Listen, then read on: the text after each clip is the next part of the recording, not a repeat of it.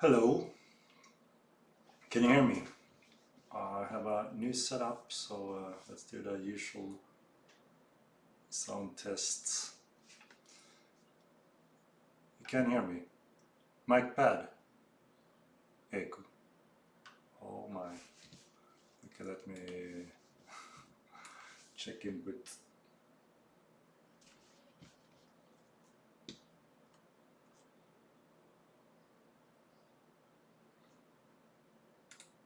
Do you hear me now? It's still echo. How's the sound now, guys? Is it same or bad?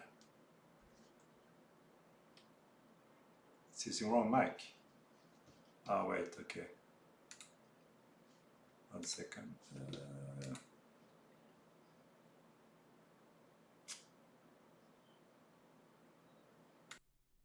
Alright, what about now? Is it good? Should be the right one now. Are we good? Fixed, great, thank you. Alright. As you know, my old computer crashed on me. I think the motherboard was dead. Quite annoying. It's the last piece of hardware you want to replace, right? And I had a little custom loop on that one, so yeah, finally back on track. So I had to reinstall a lot of things, but should be good now. All right, sounds is like from a mulva on the bottom of the ocean. All right. So how are y'all doing today, this evening? Perfect. And Mike is looking up in the roof a little bit though. So another week passed. I'm pretty good as well, thank you, Twisted Faith. A lot of work as always. It's the never-ending project, as you know. There's always, infinite amount of areas that can be worked on, improved on, and so forth. But I think we're getting we have a very good overview plan on issues, bugs, areas that requires improvement, and of course we got a lot of good feedback from you in terms of I see. I have the old quality of life stuff like that. One moment.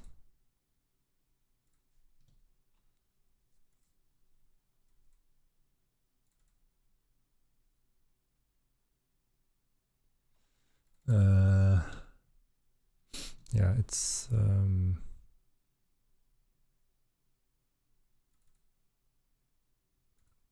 all right.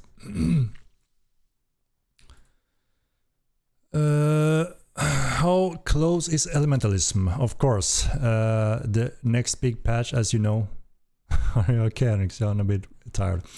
A little tired, but nothing unusual. Every now and then, you have a little bit less energy, but nothing to worry about. So yeah, the next patch, I'm getting a little bit more excited about this patch because there's a lot of good content going into that one, and also a few things that we actually thought would be covered more in the Unreal 5 patch. A few core improvements when it comes to general performance,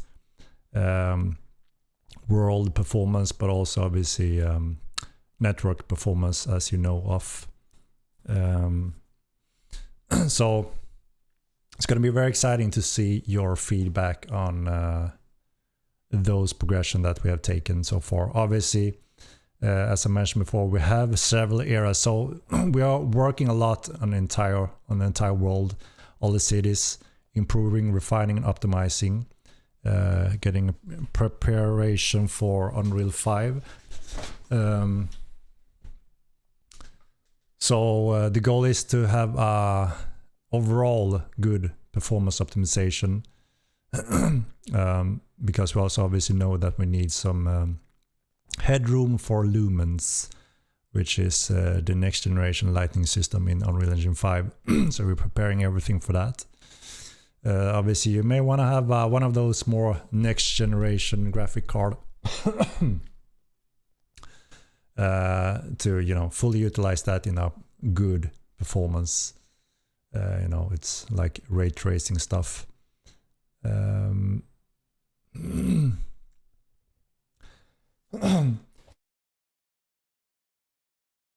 Sorry.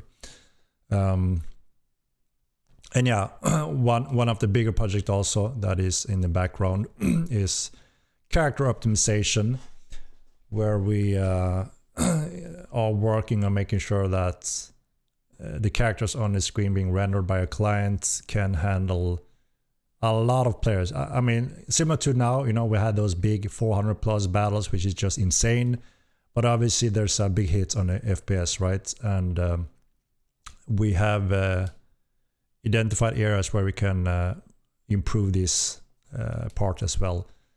As you know, we want to be able to support the largest battles ever seen in a game like this without wrecking FPS performance, and obviously making sure the network can handle it as well. So a lot of exciting things being progressed slowly but steady in those areas as well. So the next patch, which is the big Elementalism patch, we have some alchemy effects, important things for overall magic damage balance. We have a long-awaited knockdown function, finally, for mounted. We have enabled, again, Earthquake, being able to knock down. And when you are knocked down, there is obviously a little knockdown debuff. We also add a little nice feature that if you're running on your mount and get knocked down, the mount will continue forward before it kind of turns around and get back to you. We're testing that currently. So very nice to finally have the knockdown function in place. We still don't have the animation fully, because that is a topic on its own, but we have the function actually. So yeah, you're knocked down and can't remount initially, instant as you can today. And like I said, the horse is actually gonna run away a little bit before you can control it again. So there's a proper penalty now when you get knocked down off a horse mount in general. So that is getting in place also, which is really nice to see, because obviously that's been a quite request from you guys since mounted pretty much. It's an important balance factor. So that is also coming into this patch.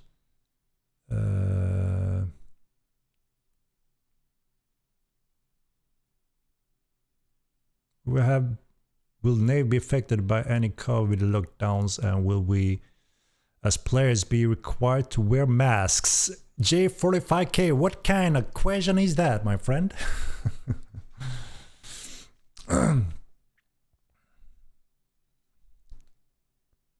Does Earthquake knockdown only hit the target or everyone in the airway? It should be anyone that are affected by the airway.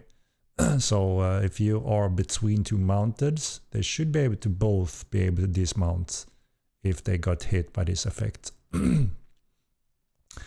Jenny Fleur, hey. Does the wind push in Elementalism knock down from horses? So we're going through, there's a lot of different effects on the spells. It's a gigantic mage update to the game. As you know, we have, in this first patch, we're looking at 60 spells in total. That is 6 categories. And the 5th category is going in afterwards, because that is a whole new system on its own, different from the first game. And I think it's going to be more exciting and interesting rather than just having those pets, ice golem pets, like any pet. So we're actually committing to that step now, where we want them to be more magical, have the magical rules as a pet. But yeah, 60 spells is what we are crunching through currently. And they all have more depth also, I would say. Another one, Sleeves79. Thank you very much for the Prime. 16 months. That is crazy. So yeah, 60 spells in total. And as I think I mentioned this briefly before as well, included with this spell system, we add some important balance factors again. Different damage types. So the players have a little bit better control of how to resist the different damages. You can do proper build setups to be more efficient against whatever you want to be more efficient against. So it's not just one magic type and that's all the damage, like it is for Ecumenical, for instance. An example is like Ember, the Ember Stone I showed in a sneak peek last time, where you have a kind of like a heated rock. So obviously the rock is a physical damage, while the heat is the heat damage. So it's more divided into components like that. So that means your armor will actually absorb the physical damage. So obviously if you're a heavy armor guy, those spells will do less damage in terms of the physical parts, and then there may be magical heat damage that passes through. That is the rest of the damage type. But those can now also be utilized in this upcoming patch by doing, for instance, an alchemy potion, where you can also resist specific magic resistance. Magic like Hogwarts Legacy. I'm not too up to date. I just watched it briefly. Looks cool. Some really cool effects, and to my understanding, it seems to be a more solid Harry Potter game compared to the older games. So, but I can't say because I haven't tried it at all. I'm not really sure exactly how the spellcasting works, but it looks pretty cool, right? But yeah, we are crushing it in terms of magic and options with this patch. So yeah, you can almost call it the Hogwarts patch. And what else was it I was gonna say about that? Yeah, I lost it. There was something more important I wanted to mention regarding magic and the damage. I think it was Hogwarts patch. So how close is it is? So we will be needing a little bit more time when it comes to refining the effects and also the balancing part. As I mentioned, yeah, this is also what I was gonna say. Along with this, we also expand on the buff debuff system, which makes it more tactical, more interesting again, and giving more options pretty much. So a lot of the effects where it makes sense also gives the player a debuff that can, you know, be used as a in some cases buff, and also remove those debuffs.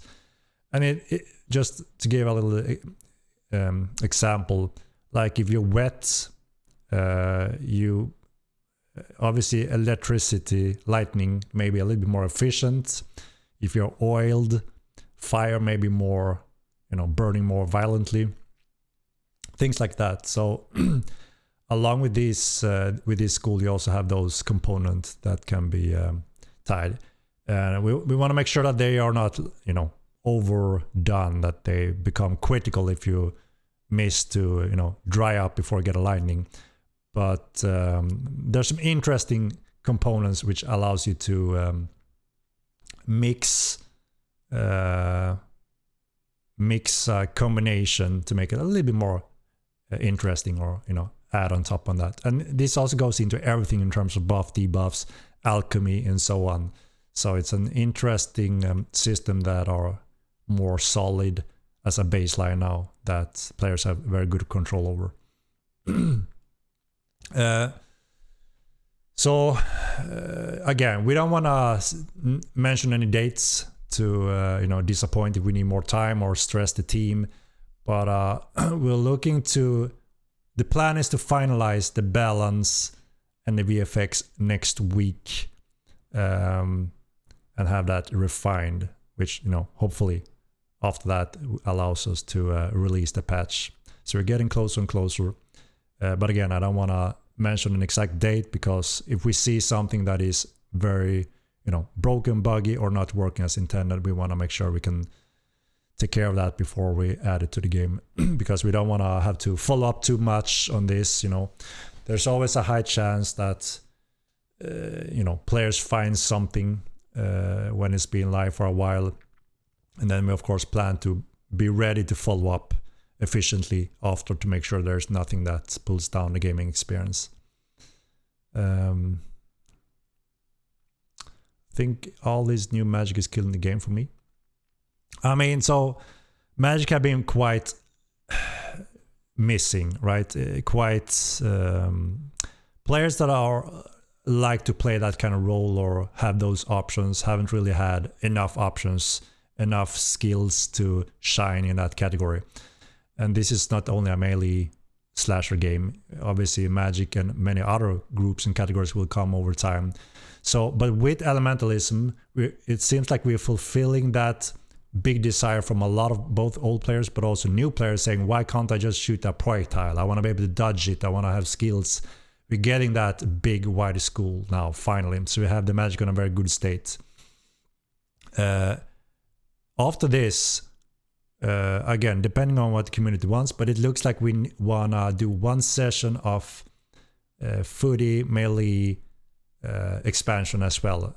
What that means is that we have special ability moves for every single weapon group that are planned for to the game. The question was only in what order and when we would like to add those functions to the game.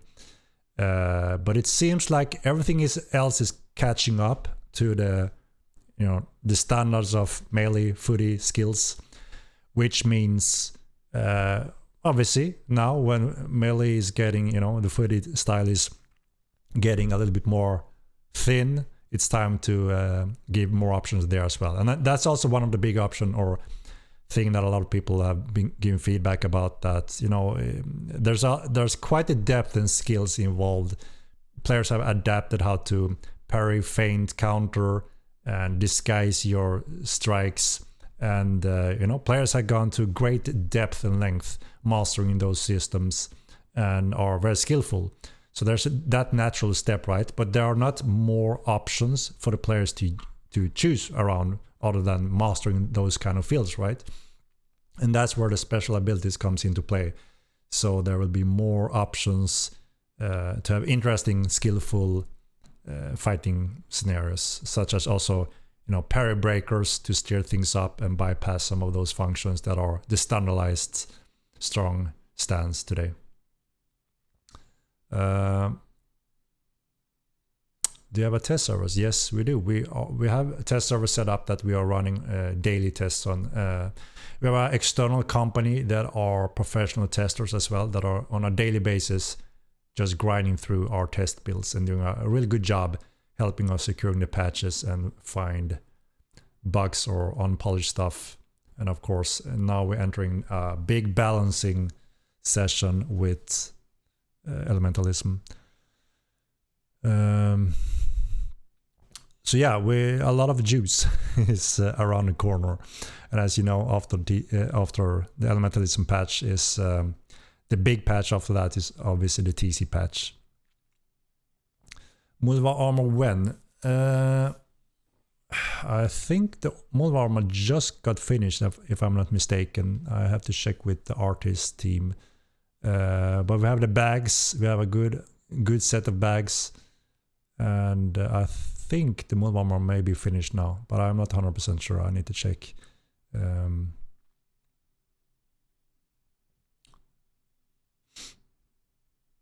Yeah, so I heard a lot of discussion about mental healing, and yes, it is actually not working as intended. Right now it gives instant mana. It's meant to boost the mana regen. So obviously we've seen players trying to utilize that extremely powerful bypassing. That's also one of the reasons we don't have instant mana potions, is to make sure we have proper control over spells in the game. We have a lot of magic on the horizon, as you know. So mental healing, we can see today that you can ignore the entire mage build and just be a heavy fighter, deplete your mana, and then get a mana battery by mental healing and then go at it again. And it kind of breaks the whole balance when it comes to mana regen, being a mage, casting spells and such. So we're looking to adjust some of those that are not working correctly. And yeah, we're also tweaking the tower shield, so it should become, you know, be more in aligned with how it's supposed to be as well. Give us grappling hooks. It's a very sensitive function, right? Because when TC comes and we have walls for keeps and so on, obviously grappling hooks will interfere with a lot of this balance, right? So that's why we need to be very careful when it comes to those kind of functions. We do plan to have climbing and skills similar to that. You know, limited magical flying, floating, stuff like that. But again, we need to be very careful about how, so that just doesn't completely bypass the whole wall balance in sieges and so on. Nothing wrong with mental healing. Well, it's not working as the design says it should. It bypasses. You're not supposed to be a fully mage in plate armor with no mana regen and still getting infinite mana. That's exactly what mental healing is doing. So it is broken in terms of not following the design.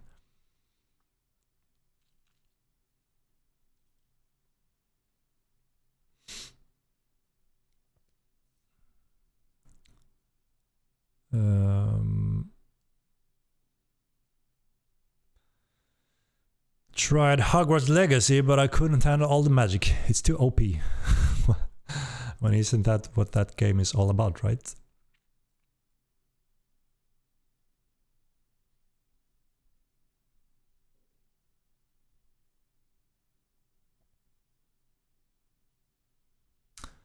Hello, Kuzo.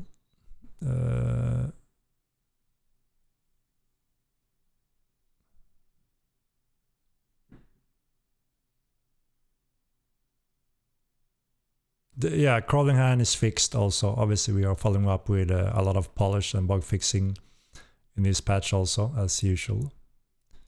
Nerfing our sword. So you have control over resistance completely in a new level along with this next patch as well.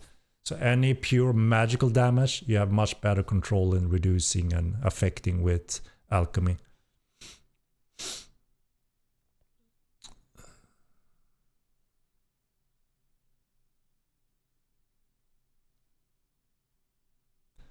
So we will implement summoning as soon as we can. Again, no dates.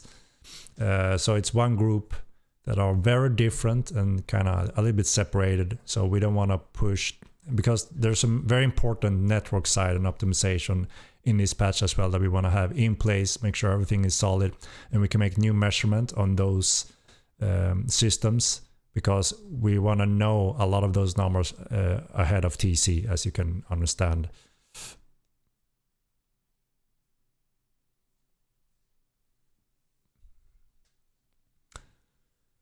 Most impressive thing with Mortal 2 is we have a Giga Shell running it all.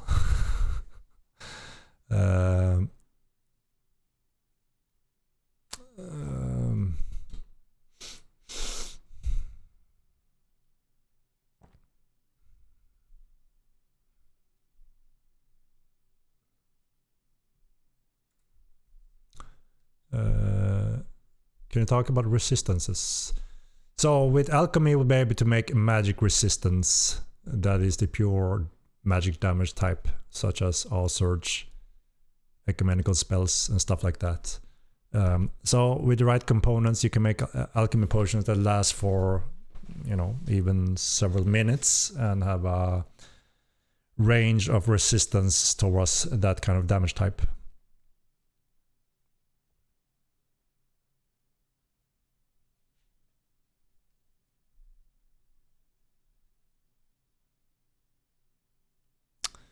Tailoring skill profession is planned for, yes, but it's later. I mentioned this a little bit before, that after when we get reaching, you know, being finished with the current roadmap, we want to raise the different areas of topics within the community to see what players would like to see first, in what order of things. And we want to try to follow that kind of prioritized order of content. So there'll be various areas that you can make your voice heard of, and we will try to follow that direction.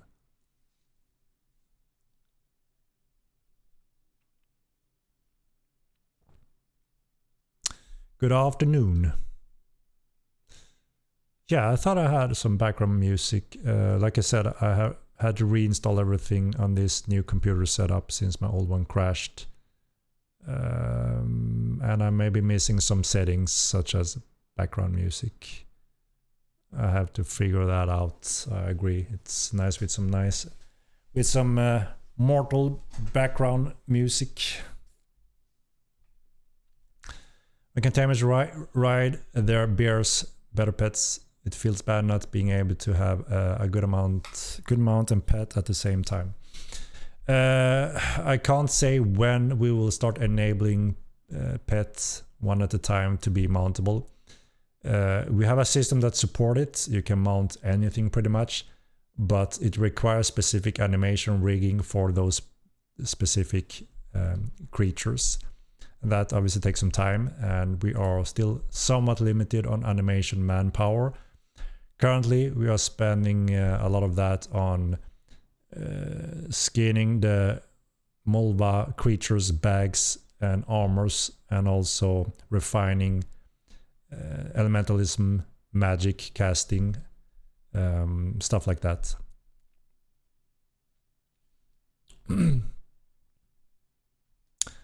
Can my friend mount me? Yes, it actually supported. I don't know if you saw one of my little sneak peek of that system where one player jumped up on the shoulders on another player, and you could walk around with him and he could punch from up there. Looked pretty awesome actually. But of course we want to make sure that, what's the purpose of that and how does that look and play. We don't want to just add goofy things but it's a very robust dynamic system that allows us to use, because that's been the plan since day one, right? That any creature that looks like you should be able to mount, you will be able to mount over time, but we need to go through them one at a time to do the actual animation work. And it needs saddles and gear that needs to be skinned and rigged, animated.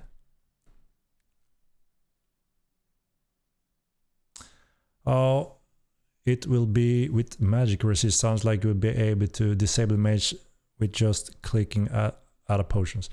No, so you know that the burst damage today is quite heavy, and one of the most common feedback is that why can't it be real prioritized, or why can't I block it, why can't I dodge it? There's really no option around that, because that school is not really meant to be, it's not meant to be real prioritized. You can't really block it or dodge it, which means you rely only currently on your psi resistance value. But since it has such a strong burst damage, we give you additional tools now that also fits and plan for, which is alchemy, which also reduces the magical damage. So that means now when we're getting the real projectile spells along with elementalism, we have a better balance control, also because they're split into different damage types, and it's up to you what kind of gear you're gonna use against those kind of spells also. But now we can also be able to dodge them and interact before they hit you or explode near you or stuff like that. 2 people on a horse, yes.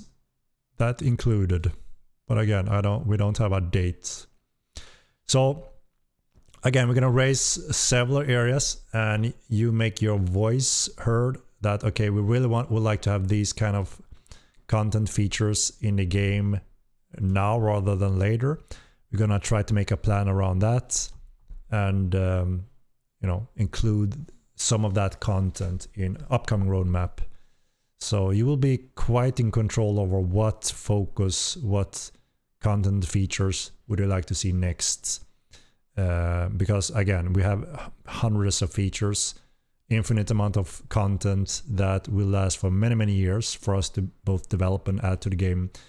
But again, you know, I think it's important that we pinpoint what will like our player base would like to see first. You know, what kind of order.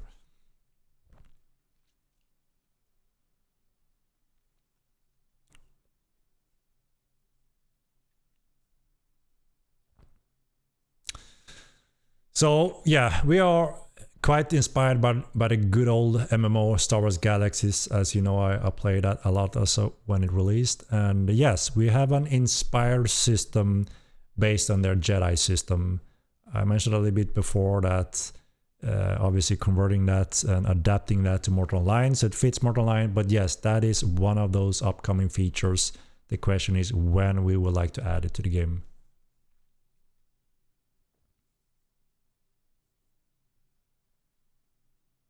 Any plans for Security Zone? So that is during the Epic Game release sprint patch. You can see that on the roadmap. Zone rules, we call it, right? So there will be high security, obviously in all starting cities, so new players can safely start their journey. And outside of those, there will be lower security. And further out than that, we have the no rule zones, which means no flagging, murder count rules or stuff like that. It's like no man's land, and there's no nation that keep track of murder or what's going on out there. A little bit like the null 6 security in EVE Online. So that will give new players a better chance of getting into the game, adapting to the game in safe areas or, you know, safer areas. Nothing will never be 100% safe, but they will be high security safe in cities, and then slowly that security goes down the further away it goes. Risk reward also tied to that, obviously, but the goal is, as we all need and want, a healthy, growing player base that new players that are completely new to the game, have no clue what it's all about, need a fair chance to learn and give the game a fair chance to, you know, see if this game is for them or not. And obviously we need to make sure that there's proper content for those that want to dig into PvP and have exciting fights. And obviously we want to make sure that we have proper content to those that are new to the game and maybe a little bit more casual, don't want to, you know, jump right into the high risk reward areas and become highly victims of maybe other players. You know what I mean?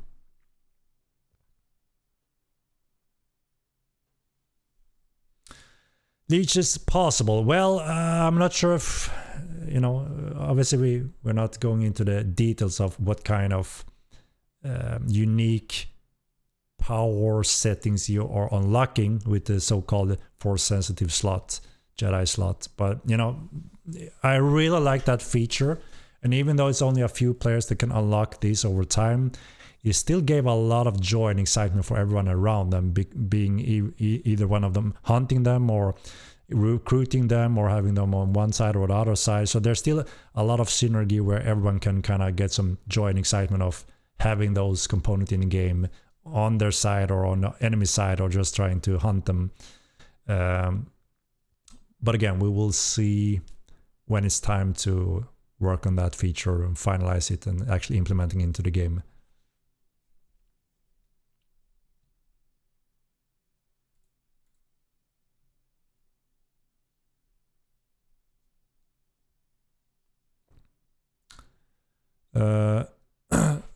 What about those that go out and just kill noobs?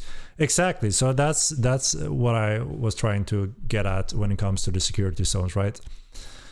And obviously it's on us, right? The developers is in charge of, you know, what do we offer to the players, and if players are free to kill and they're bored and, you know, they find some joy out of killing noobs at noob zones, then obviously it's our fault for allowing that to happen because of lack of proper content to those PvP players, and obviously lack of protection in meaningful areas for the new players. And that's something we're addressing with the Epic Game release patch. We want to make sure we protect new players.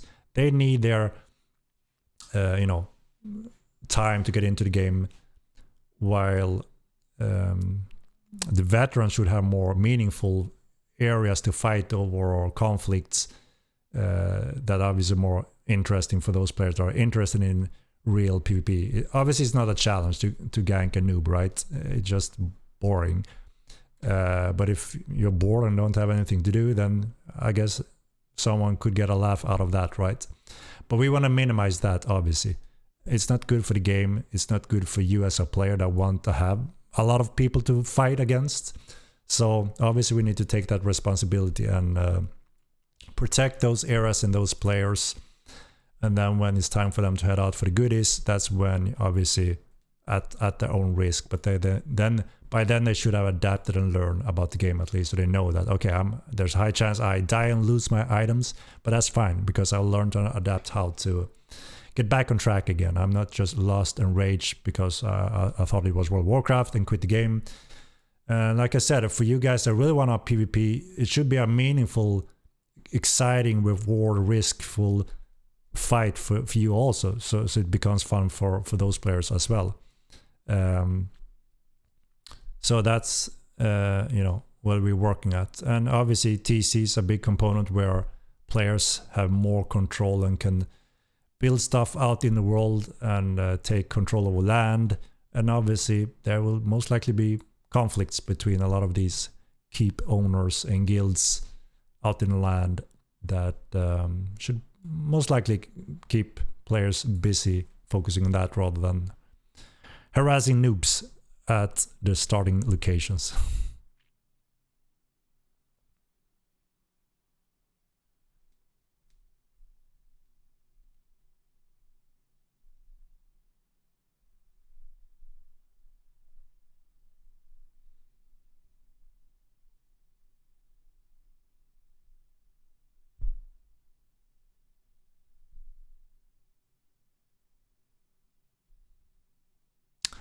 We're actually expanding on our sheet system, logs everything every week, month. We have separate teams for that also. It's an ongoing progress that I mentioned in I dedicated a whole stream actually when it comes to all of that.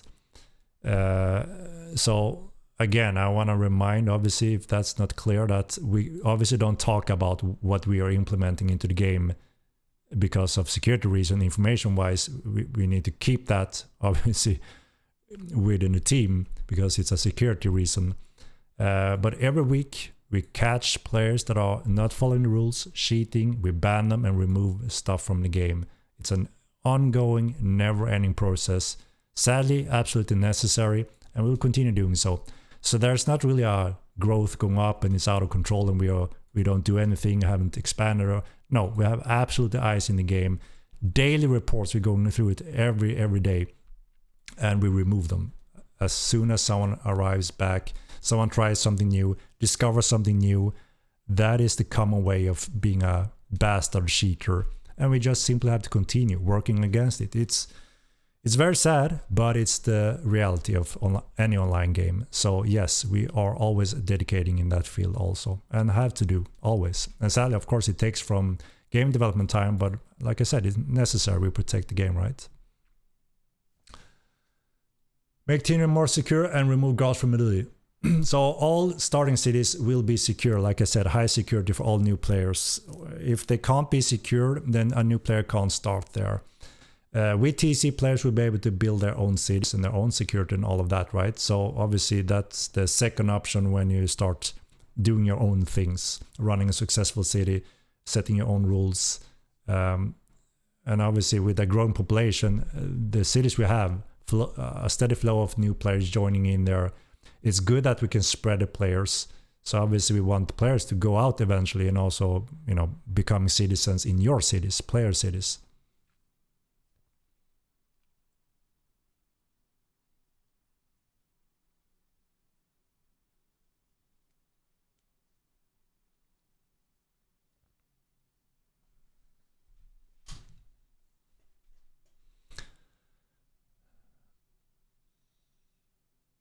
There are some tweaks and settings for spells like Akbound. The distance for that bound is quite far indeed. That makes it a little bit bad.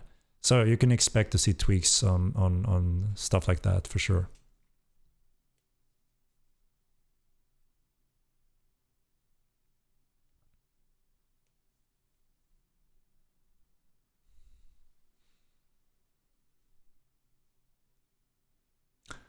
You could bring back the yellow noob tag for anyone new to Milan, giving them 72 hours game time safely. Then they cannot go gray. They also have access to help shut off that it removed along with help. Yeah, so it worked pretty good in the first game, but there was some downside. Yellow tags was quite heavily abused. Obviously, again, when that opportunity arises, people try to make use of it, right, in clever ways. So we would like to avoid it, but yeah, it also served that purpose exactly like described. It's a good way to obviously give that time protection to new players, but there were some pros and cons. So you know, we do need to improve the zone rules, like I mentioned, and add those no zone rules to high security zones, similar to Imoline. It's a very good way of doing it, and it worked well in that game also. So we are looking to a little bit different approach. When will crawling hand be fixed? Next patch. It's already fixed on test. Oh my god, Pierce, thank you for the subscription. Time flies. Thank you for your hard work, Henrik and team. Thank you very much. Thank you. People will exploit. Exactly. You know, there's always a small percentage of all players that always try to cheat. There's even stats on this. You know, it's like being a thief, being a cheater. Some people enjoy being that, and they will always be that. They rarely change. It's quite sad, but you know, rarely change, but sometime. So of course we always have to predict that there will always be this small percentage that always want to try to do crap, break the rules, cheat, and we have to keep banning them. It's just the never-ending cycle.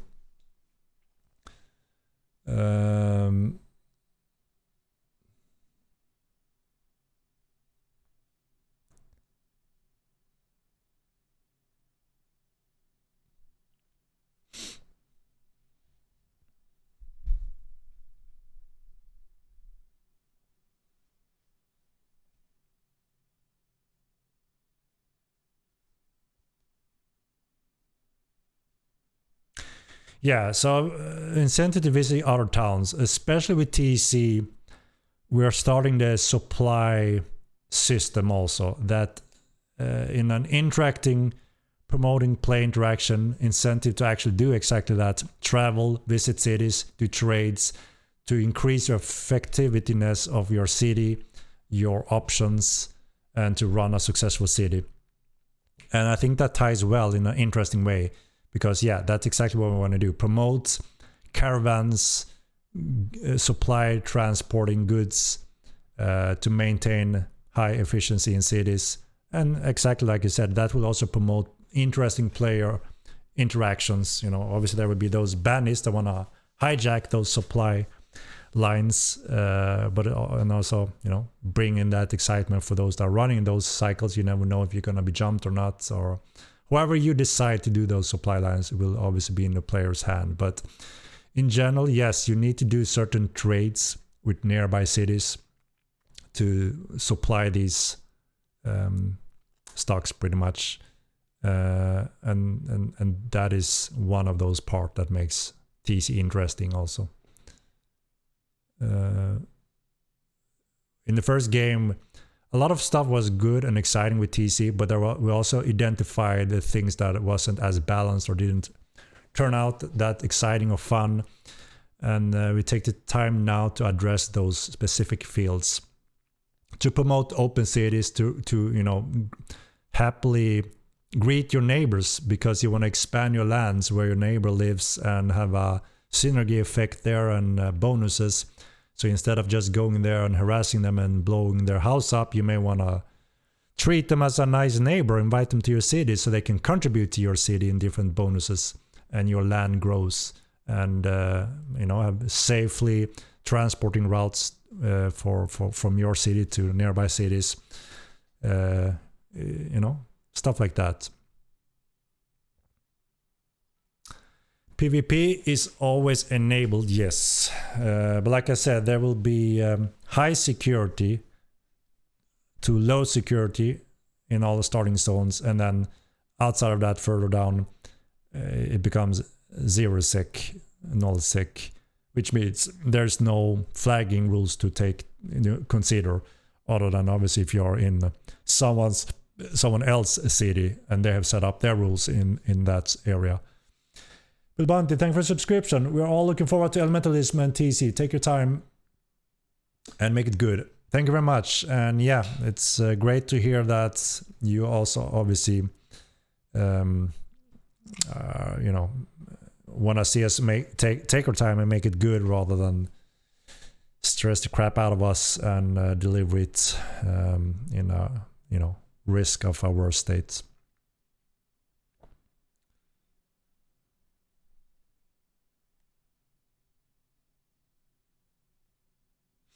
$30 months.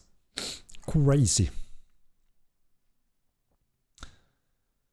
Zora, thank you for the subscription. Prime, with the change to magic and movement, will ecumenical be changed to instant cast? So we're currently testing, as I mentioned before. We haven't set everything in stone when it comes to the other school rules. But as mentioned, we're testing walking and being able to precast for ecumenical.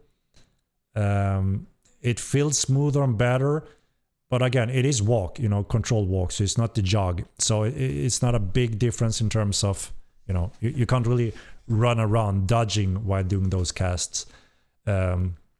It's about the same distance when you do a jump cast, so now you can do a jump cast walk, so you gain a little bit more distance. So we done the measurements and running some of the stuff with the pro veterans out there also to make sure we don't forget anything. It's not a huge difference in terms of distance. That's what I'm saying. Run.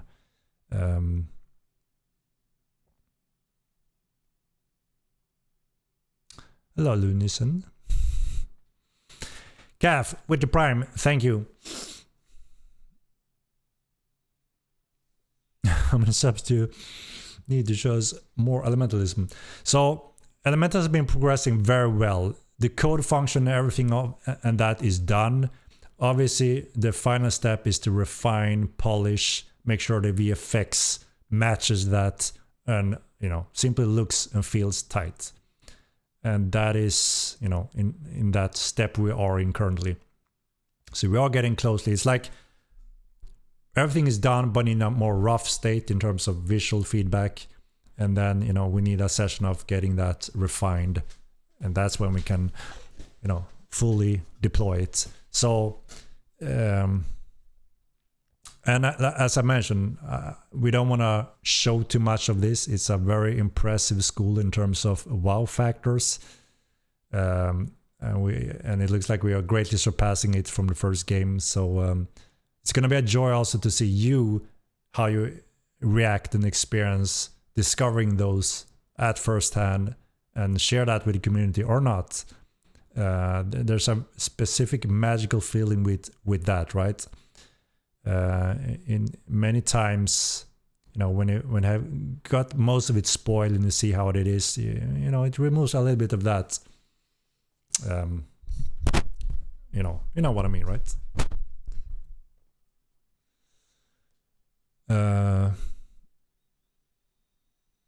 How many kinds of magic resist we have in next patch? It's one magic component. So the magic resistance for this that you can make in alchemy covers all magic type.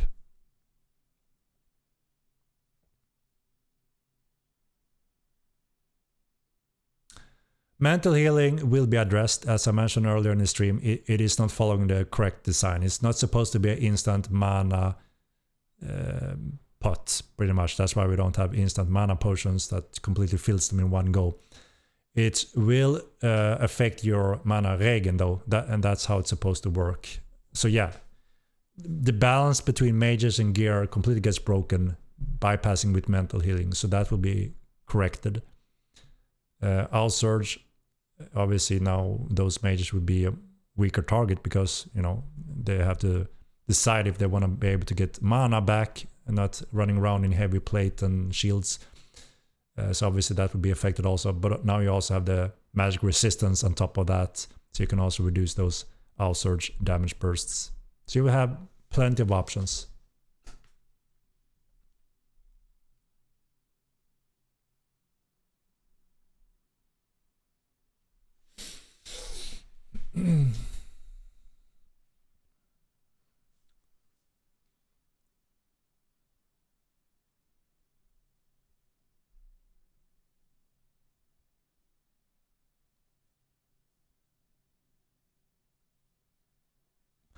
No point in having 100 echo at this moment.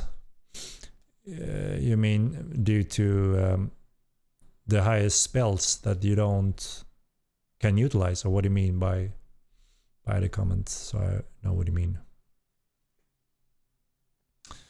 Hello, Tarilian.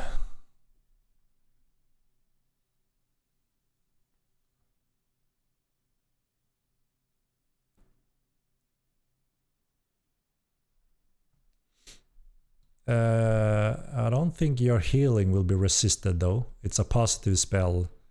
Negative spells can be resisted. I mean, you don't reduce healing when you have high psi resistance towards magic, right? You can resist the damage, the negative ones, the evil spells. Taunt to make the first 2 black was awesome. The raise to discover is half the fun. Indeed, indeed. And that's something that you get a lot of in Mortal Online, obviously. Elementalism is not out yet, Demo Man. We are getting closer and closer. So as I mentioned before, again, we don't set any dates to stress the team or disappoint you if we have to move things around. But the goal is to have balance and effects finalized finally next week, which means we should be done pretty much. We're getting closer.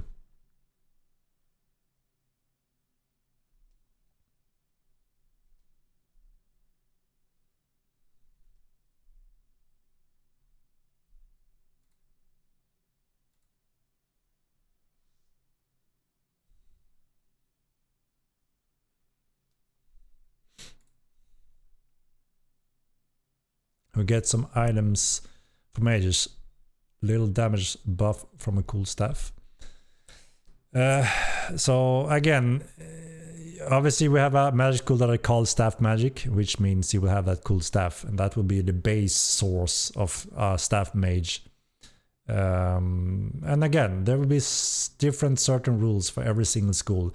Elementalism gives us a lot of good functions and rules for quite a few spells in the game, like the Viasma clouds and those that requires a target today don't need a target anymore and will be a little bit more accurate, along with the function we get with Elementalism. Real projectile server based calculations pretty much.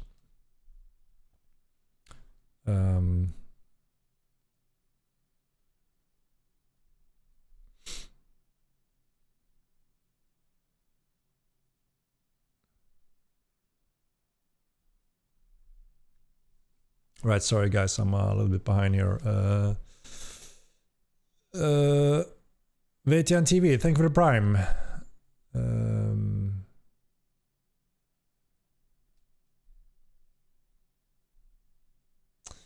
You're and your team going to do anything to toxic exploiters killing people in Vada while standing next to guards?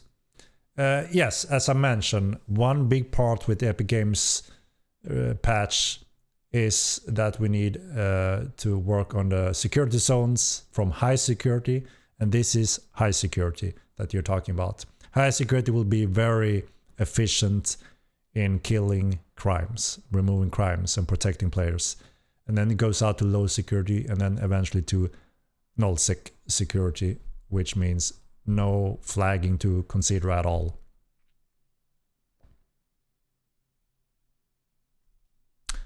Not sure we're gonna have bound pets in Mortal Online. It's a market like any gear for any player, you know. So I'm not sure about that. there will be additional effects, components, some magic and alchemy that affects your pet in different ways to give you more options and tools to becoming a, pure beastmaster, or one of those that want to do working around with effective pets, leveling them and so on. But we are a little bit careful about bound pets at this point, at least.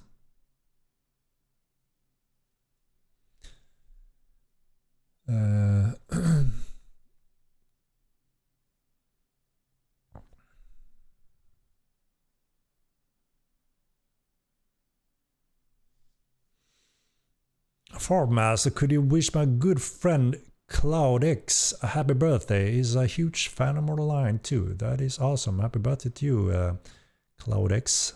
How old is he turning today?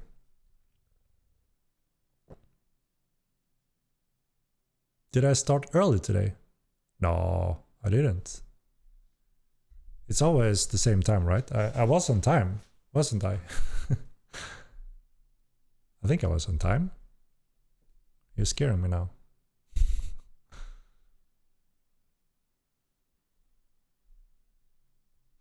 So we actually looked into some of those spells, Atrophy, Benumb, and one of those important spells that slows down pets and creature, right? It's actually working, but the effect is too little. So yeah, we're trying to tweak some of those numbers. Turning 50, that is awesome.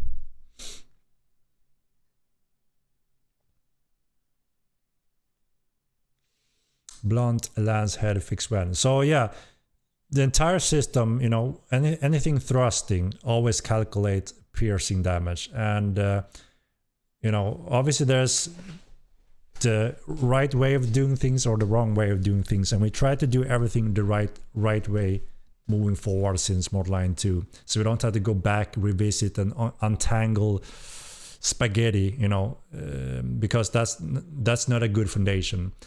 So as you know, the core system for any thrusting is always counting piercing damage. That is the problem with the lances not passing blunt damage, and obviously the blunt damage is required to do a knockdown, and therefore we get the complaint that obviously the lances are not performing in that way that we may want to offer them, right? So we are discussing that, how to address it properly to have that functioning now and also in the future with upcoming additional weapon types. It's very important we always do things correctly now. Whenever we add something, the core needs to be fully supporting anything in the future without becoming a total mess. We learned that the hard way in the first game, and we are standing on a pretty solid foundation now in Mortal Line 2, so we don't have to do untangling messy work, and we don't want to have placeholders or band-aids. So yeah, just explaining a little bit when it comes to that specific one. But yeah, we are aware that is a problem, obviously, and we want to address it the right way.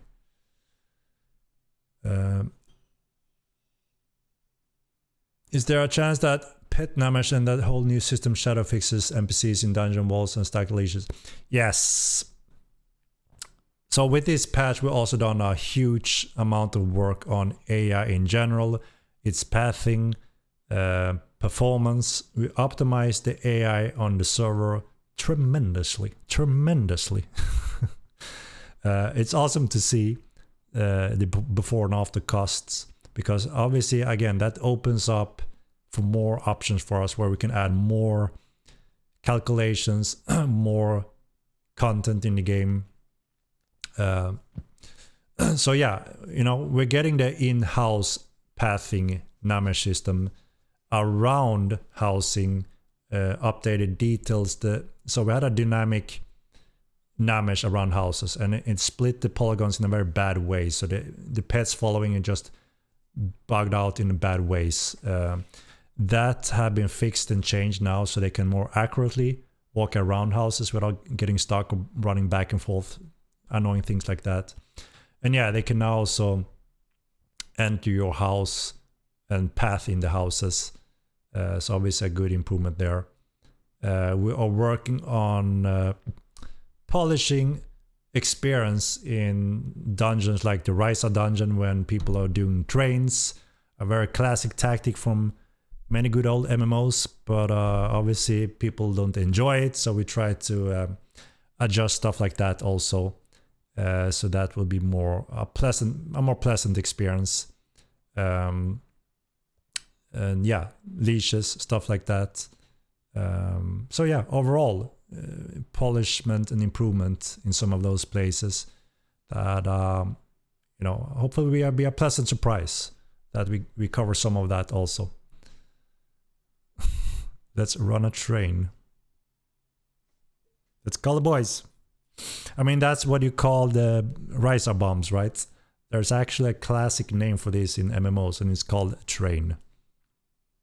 And that's pretty much what you're doing, right? You pull all the Ryzas running down, and you have a train behind you, and that train may kill other players.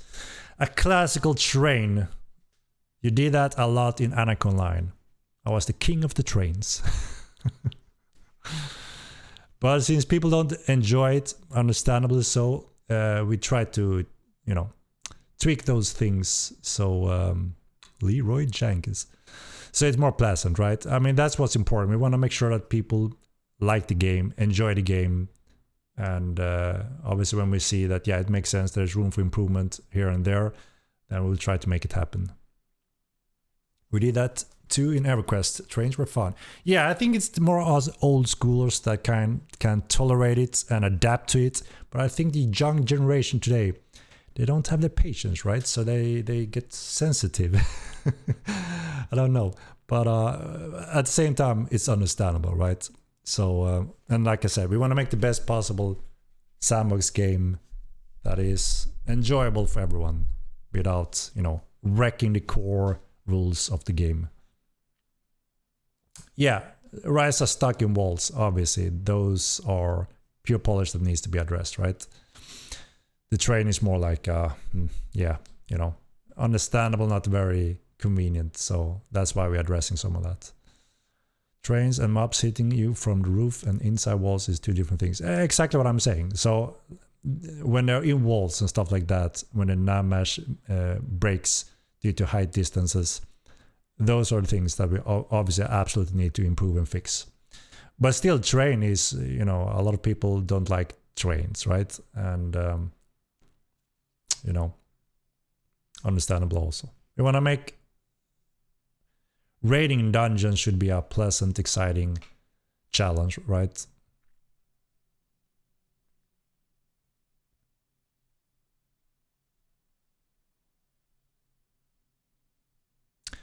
You can't fix it, so it train. No, there's no sneak peek on sieging at this point. Regarding in-game help chat, could we have it so you can only use help chat if you're in an tavern? This would increase social interaction and stop people ruining world PvP with callouts. We do need to have an update with it when it comes to help chat. That is absolutely true. It is being abused and used in ways that it's not meant to. Even taunting each other every now and then. It obviously has its very important purpose, and that is to allow new players to use it to ask questions. And we had a program in the first game that was quite successful, where new players had a certain amount of hours that they are in the help chat, and after those hours you get kicked from the help chat automatically. And then we in a veteran program, we actually allowed players that wanted to sign up for this, and they would have access to help channel where they can obviously help the players with their questions. A lot of people enjoyed that and thought it was great to help new players, and obviously that's great for the whole game, right? And that was quite successful. So obviously we need to update it and have, some kind of solution or decision what we want to make with it. Because yeah, we see too much slandering and trades and crap in the help channel, which obviously is not the purpose, right?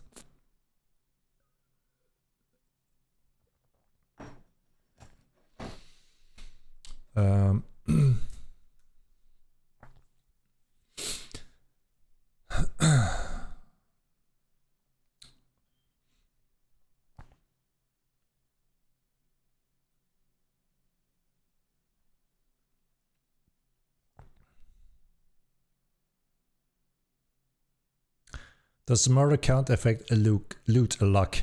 No. I heard that, you know, I was joking a little bit with a few people on a stream yesterday, and I guess someone thought, you know, saw the last post of that joke and thought it was more a serious confirmation.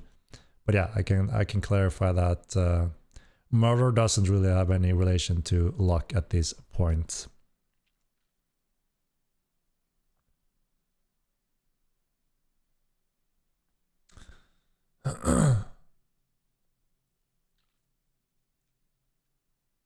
Advanced panels with tips and FAQ. We will eventually add those town careers again. That was a pretty good way of passing information to the game and updates and happenings in an interesting way. So yeah, everything that we thought was a high value and obviously worked well in the first game, that is, you know, secure features to work on also that we want to add over time. So yeah.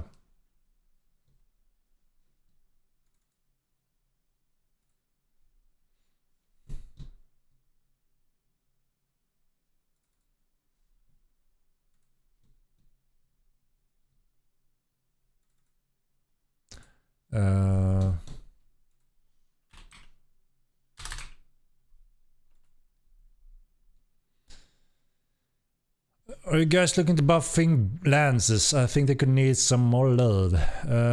So there is one problem with lances, as I mentioned like 5 minutes ago, and that is it uses the thrust state, right? And thrust state can't utilize blunt damage. And blunt damage is calculated when using performing knockdowns, right? So we need to address that in a proper way to work with all the weapons in the future. I know the coders have a proper solution with that, but I haven't really followed it to see exactly what the conclusion is. But we are aware that we need to adjust some of those things, yes. Did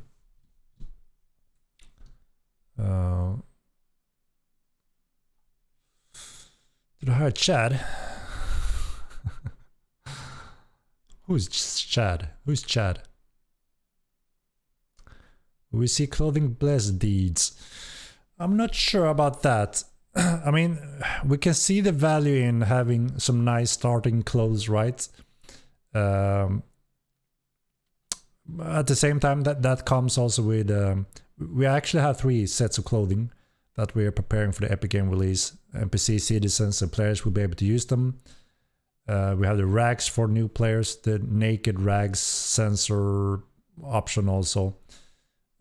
So we can see having a nicer baseline as clothing could be nice, but it's also obviously something we want to expand on with tailoring, right? Where it does belong.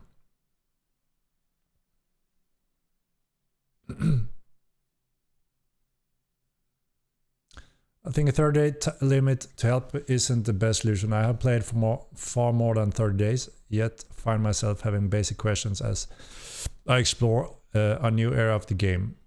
Yeah, for sure. So what we had in the first game again, you could actually... So you got a reminder when your time is starting to run out, and you could actually sign up for more help chat access. So a lot of people thought, well, I don't need it anymore, so they just let it run out. But those that feel they need it more, or, you know, could sign up for that, and they got additional time. Worked again pretty good in the first game.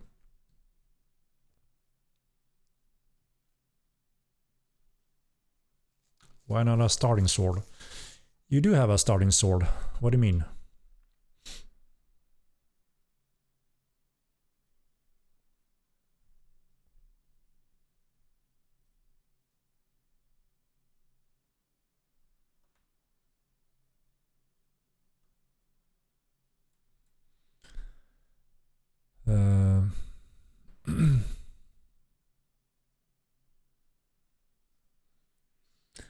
With the upcoming new alchemy recipes, please can we also have a 10 PU vial? Also, are there any plans to add labels as in-game stats required?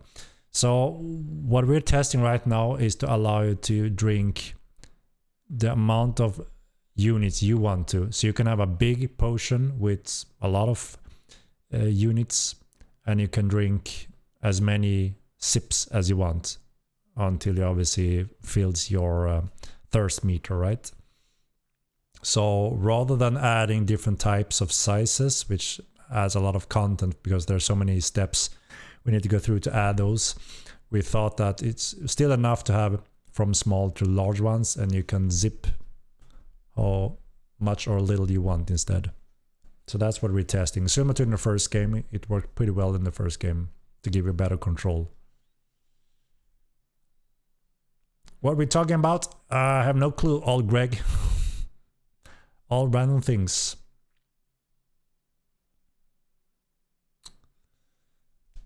So we're gonna test the drink units specified rather than giving more vials currently.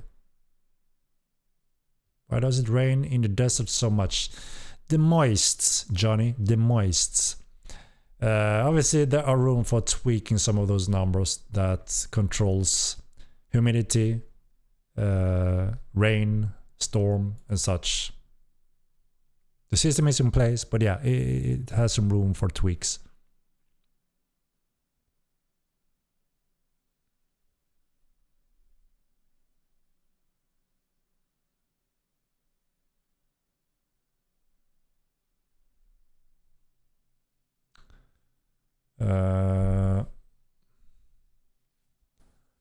Right, let me sorry, I got back a little bit here. The game is boring if you play solo without clan or friends. Well, it depends completely on your style, right? We have surprisingly many solo players in small groups. Immortal, surprisingly many small solo, which very much enjoy it. And since we noticed that number going up early in the, even from the beta, we actually added more and more solo content, which I think is very important because, you know, there should always be something to do for anyone without being 100% dependent on, can I gather the team or the group or not, or can my friends play or not? And if they can't, I can't. That should never be the case. So since then, we have added over 100 points of interest, spawners, mobs, humanoids, camps, hidden things, small things to larger things, and all of it solo-able content spread out in the world. And there will be a lot more for Epic Games release. It's important with solo content, we notice that strongly.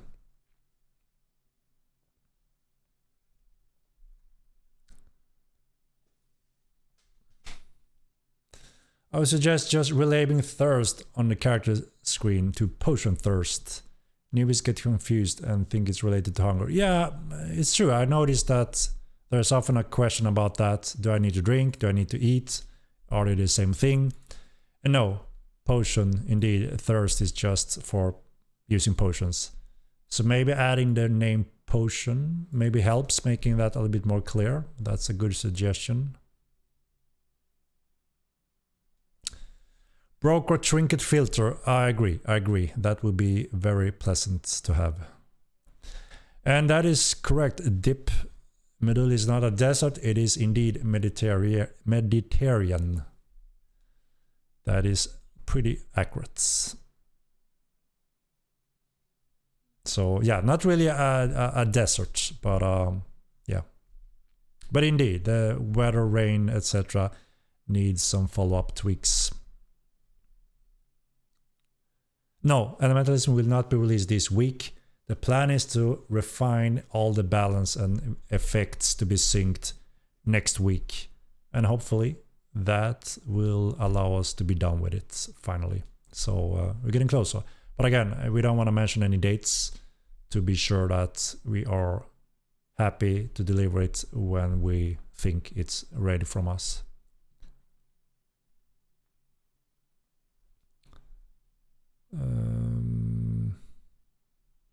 Solo here, agreed. Solo players in small groups, yeah. From solo to smaller groups is very important to have, right? Obviously we have large groups that are very active in game, doing raids, dungeons, bosses, and PvP, right? That's always a big thing. But we have identified that there's a lot of demand and need for solo content, that's for sure. And it's just good to add that to the game world as well. Gives more life to the world also. I prefer the game solo. Yeah, many do actually. Even though, you know, obviously the game is heavily focused to be player interactive in an exciting way, but you can still do that as a solo player, right? Being on your own adventure, doing things how you want to, and still be able to interact in a very efficient way. That's why I have our one-of-a-kind VoIP system that I think is really awesome and adds a lot of value to the game, where you can just shout out with your voice and talk to people and then continue on with your journey. It's a very unique, exciting experience in a game like this. Solo duo content is incredibly important.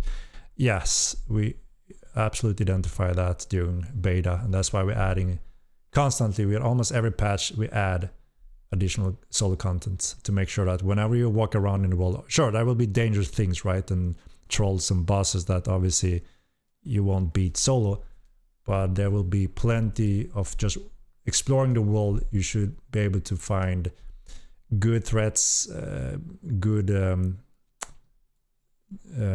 challenges, but still solo-able. Thank you, Henrik. I love solo content. It makes the game so much more accessible. Yeah, like I said, a lot of new players start out solo. That's something we've seen very strongly as well. And there's a disconnect, so they can handle Haven completely fine, right? They're used to running around, learning those tasks, you know, the tutorial. But we see quite a decent drop-off when they leave Haven and go to Mirland, depending on what city they choose, and then they're quite lost. They don't know what to do. They're not, you know, rushing into joining a group, or they don't have really that mindset initially, many of them, because they're used to freaking WoW or whatever. Where you kind of start on your own and you're completely solo doing quests, right? So I think that transition, we've identified that heavily and gonna work on that to make sure that when we hit the Epic Game release, expecting more new players, we want to make sure that they are more guided.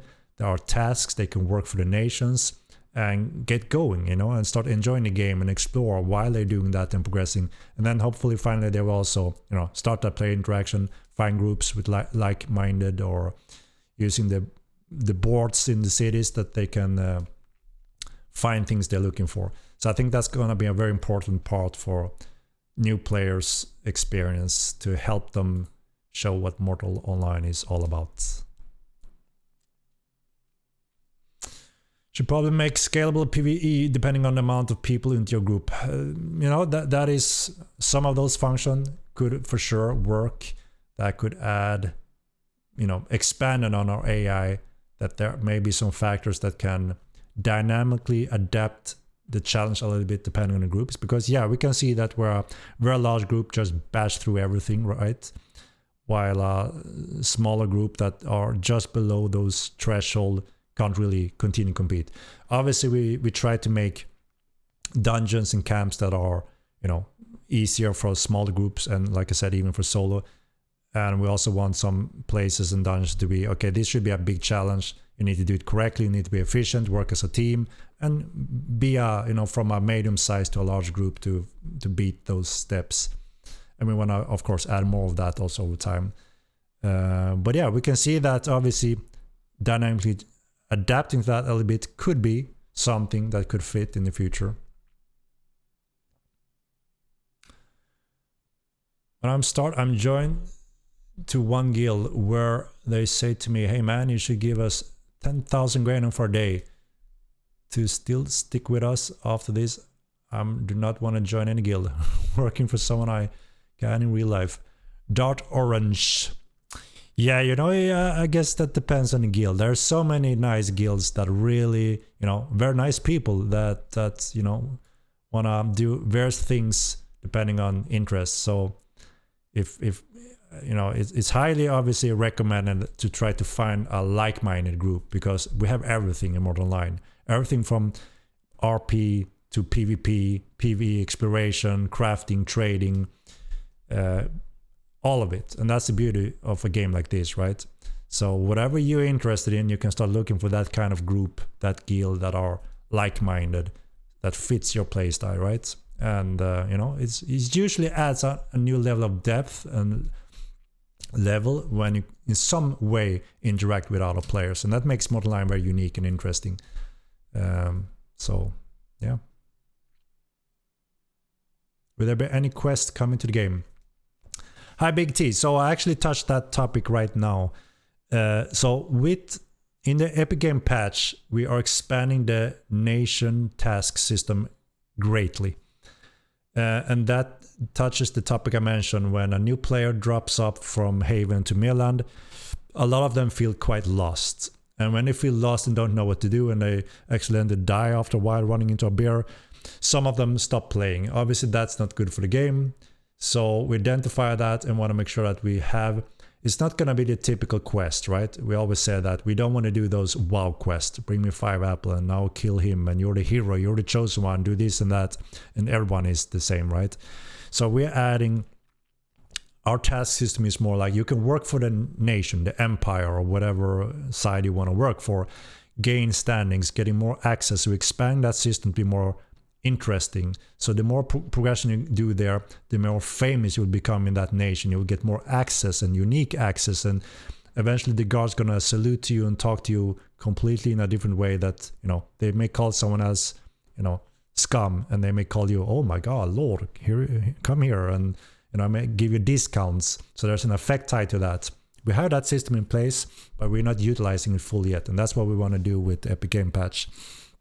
So along with that, you will have plenty of different areas to do task work. You can work for the nation in different ways that, again, fits your style. So that's the closest thing I guess you can come to a typical quest, but it makes more meaningful way for us to work for a nation or becoming famous rather than being the hero that saves the land every day. I hope that makes sense. And will there be any mage schools that do more damage based on Psi instead of int? Yes. Yes. I think that the next school after Elementalism will actually not be based on int. Depends obviously if we are doing staff magic or what the school will be the next one, right? But yeah, they will not all be based on intelligence.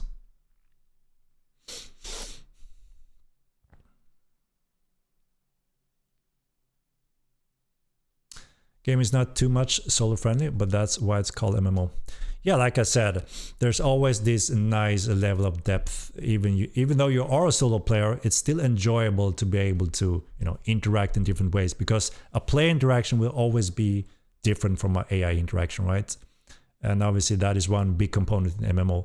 But it's interesting because all MMO and MMO players, a huge portion of those players are actually enjoying solo content and playing solo. It's like relaxed in a new way, but they can still obviously enjoy joining a group or doing different types of play interaction. But it's surprisingly large, and it is important to have proper enjoyable solo content also, I think. Even though I think play interaction shines, it really shines, right?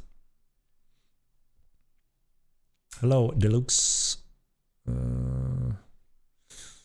We have more control over homes, vendor, broker, security level, password. Yes, yes, yes. So all of this is the focus with TC. You'll be able to have better ranking control, security control, and obviously with TC having vendors, different vendor services, and you'll be able to blacklist and whitelist, and set up different types of guards if you have a barrack.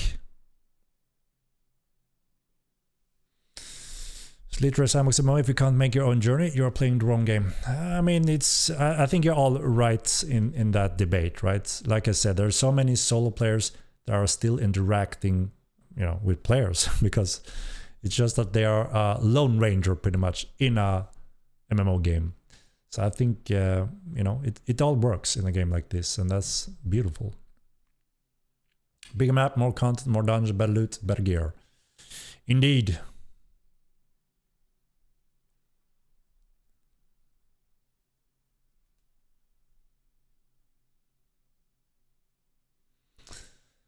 2 years and mounted combat mechanics are still not implemented. What do you mean? We have mounted combat, but I guess you're referring more to the balance, right? Or what? I mean, we do have mounted combat, right? You can use all weapons on mounts. You can do some crazy builds that do a lot of damage. The function that we can't support currently yet with our system, as I mentioned before, is the lance blunt knockdown function. That's something we're looking to obviously address.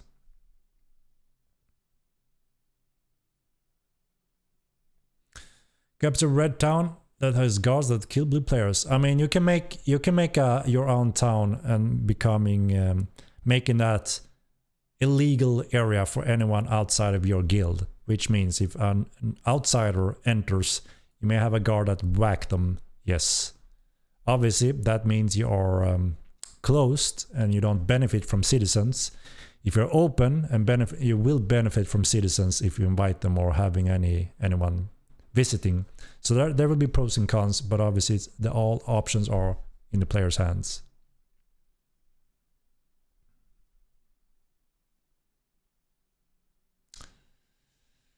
That isn't the point. The point is that there is almost no solo or PvE content. Muli, I don't think that is accurate. We actually have a lot of solo content. As I mentioned, we have added, since we identified this, almost like a year ago, in every patch we added over 100 solo content, hotspot,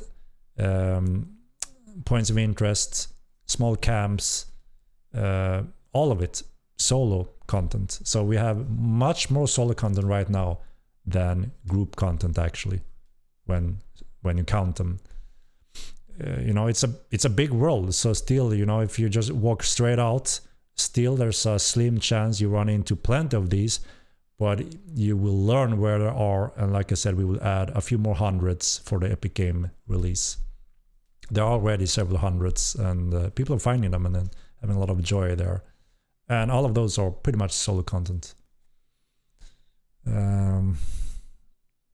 But yeah, we need more of everything, right? From dungeons from solo to group content, no doubt. That's what the sandbox is all about. I play solo, I feel good.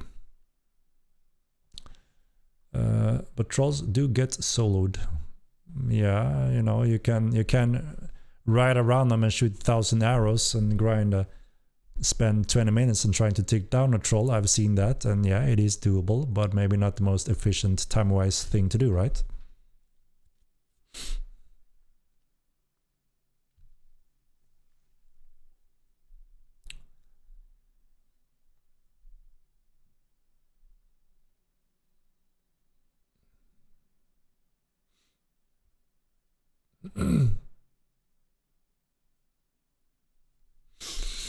Yeah, of course we will have more dungeons over time, right? The ones we have, have some decent traffic, and of course if there's a big group, then they may control it while they are there, right? So then obviously it may become a risk also being there at the same time, depending on what group it is. So of course we will need more dungeons and more content over time spread out on Milan to really fill the continent to a decent state. There are room for several hundreds additional mobs, spawners, creatures, pickables, resources that we will distribute for the Epic Game patch.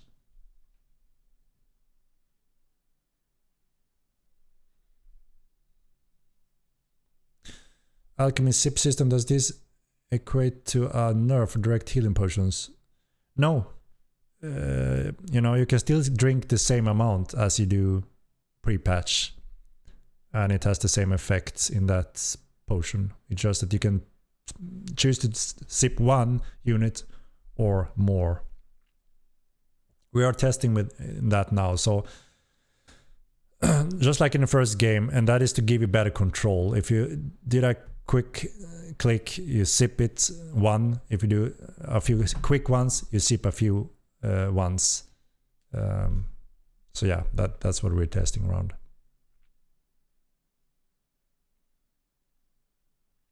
Alchemists who need to sell 10 PU pots and making exact 10 PU pots suck.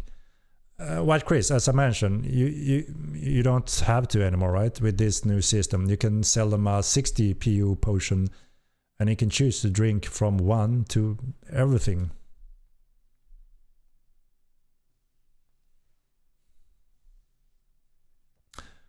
There you go. Allow a sign-up system for someone with a lot of murder counts to help new players out of Haven, and the new player can rate them for their help. The help rating score will influence whether they gain rep or actually lose more. Community servers work better than parcels.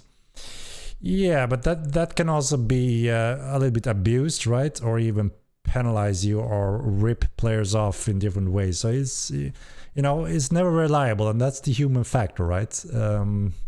But yeah, there are room for some of those promotion programs. I can see that for sure, but I can also see some problems along with it.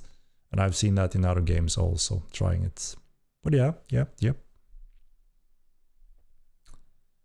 Alright, sorry guys, I'm way behind again here. Gonna try to catch up here.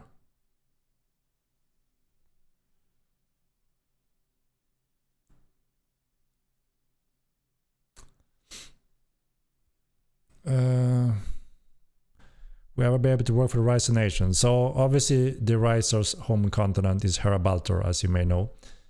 And that means a lot of contents surrounding Risers, right? And that is why we have prepared a game for instance, the Riser known that Thursars tap into, as they're the half-breeds. They're not accepted by either of them fully, but they can be, you know, somewhat accepted even by the Risers. So yeah, there will be content in different areas where that can be utilized, obviously, specifically then for the Thursars. Risers doesn't really accept anyone else other than Thursars, as they are, you know, somewhat there, but they're not that fond of any other player race.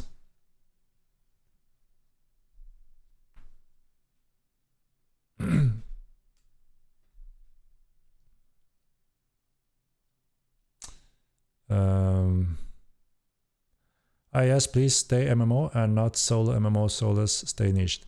Yeah, I mean, we will never, you know, like I said, step away from the core essence of the game. It is a player-focused interaction sandbox MMORPG where it can be whatever you want, from a role player to trader, crafter, PvE or explorer, you know, bard.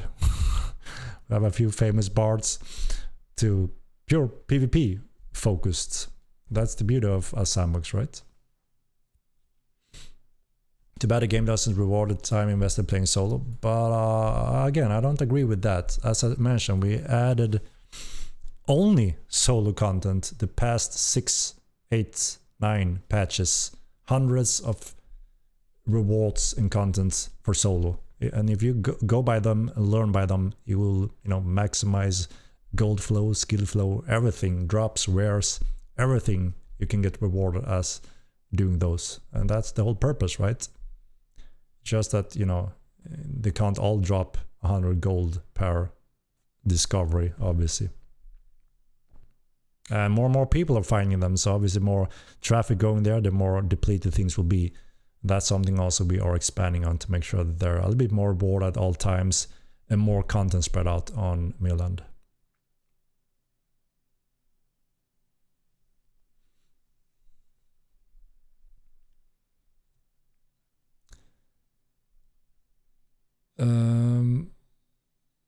Is there any limit for blacklisting people? So there will always be some kind of limit, right? But I don't know exactly what numbers we're talking about. Sebastian will have to have input there.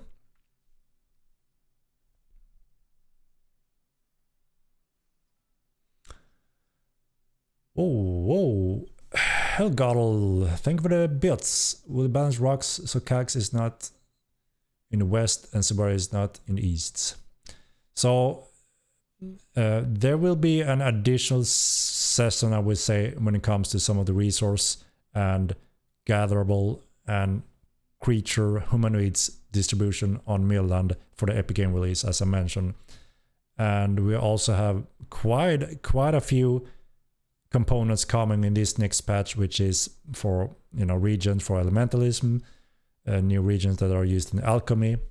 They will also be distributed in a certain way where they belong on Milland. And obviously we try to keep balance and interactions in mind, right? Knockdown mechanics, next patch, boom, without the animation.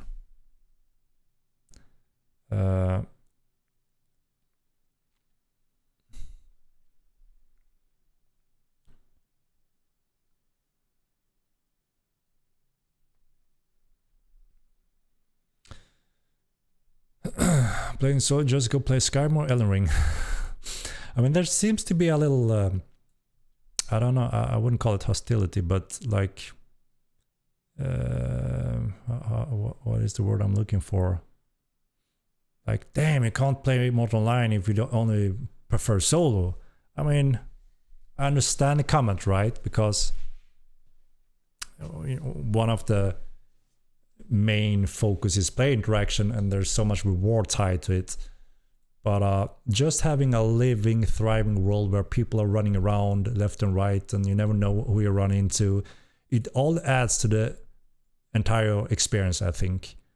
And I think it's exciting that when everyone is not, the same mind, like, they're all different and want to do different things and have different mindsets and just coexist in one way or other, and sometimes gets into conflict or cross paths. I think that's a magical feeling with a pure sandbox game, just like I've experienced in Ultima Online since the beginning in '96, and I think that is a unique, nice feeling because you don't see that much of a variation in most MMOs today, such as a classic MMO like World of Warcraft. You see a more thin, like-minded player base that have the same approach, same view, same kind of experience, and it's all about grinding those levels and then arena fights or trying to raid those bosses, getting those items. It's very linear and thin, I think, and it leaves out so much deep, meaningful, exciting, one-of-a-kind player interaction as a true sandbox should offer. And that's where Mortal Online comes into play, I think. So when all those players come together and cross paths in different ways, I think that's magical. You don't get it in World of Warcraft. You don't get it in most MMOs.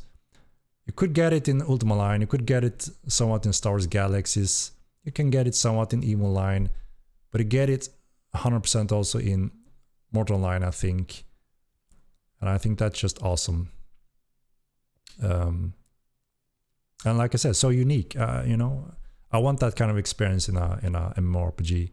To have the options to run into random people, and I can choose where I want to operate or what I want to do, right? You don't have those options in World of Warcraft. It's all about getting those levels, getting those items. That's it. Ultima Online had tons of solo content. Yeah, I mean, a lot of the dungeons were very difficult. Going solo there often means death. And also, PvP was very dangerous as well. Every now and then, a PvP group came and wiped them all at the skeleton wall, if you remember. So, there are some similarities for sure in Mortal Online. Absolutely.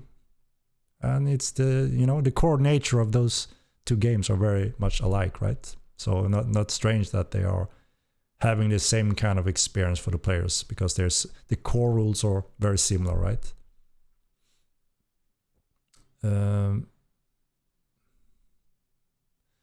Yeah, engineering and obviously comes into play with TC. Damage assessment, yes, that is correct. We need to rethink that one now compared to how it was in Mortal 1. That is correct, Hodo.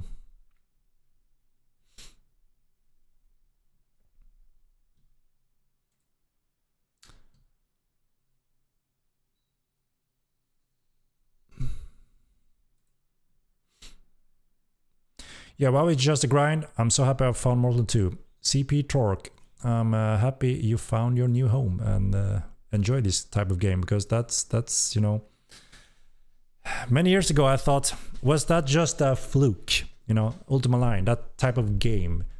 Can the audience not embraced that since World of Warcraft spoiled the market and introduced everyone. This is a MMO, this is World of Warcraft, and everyone else is cloning that to be able to compete with that and trying to make those kind of money. And player, adapted to that. And it makes me very happy and excited for the future to see that. Hell no. We're getting a lot of those popular games today that kind of taps into Mortal Online gameplay, Rust, Tarkov, Valheim, a little bit dark and darker.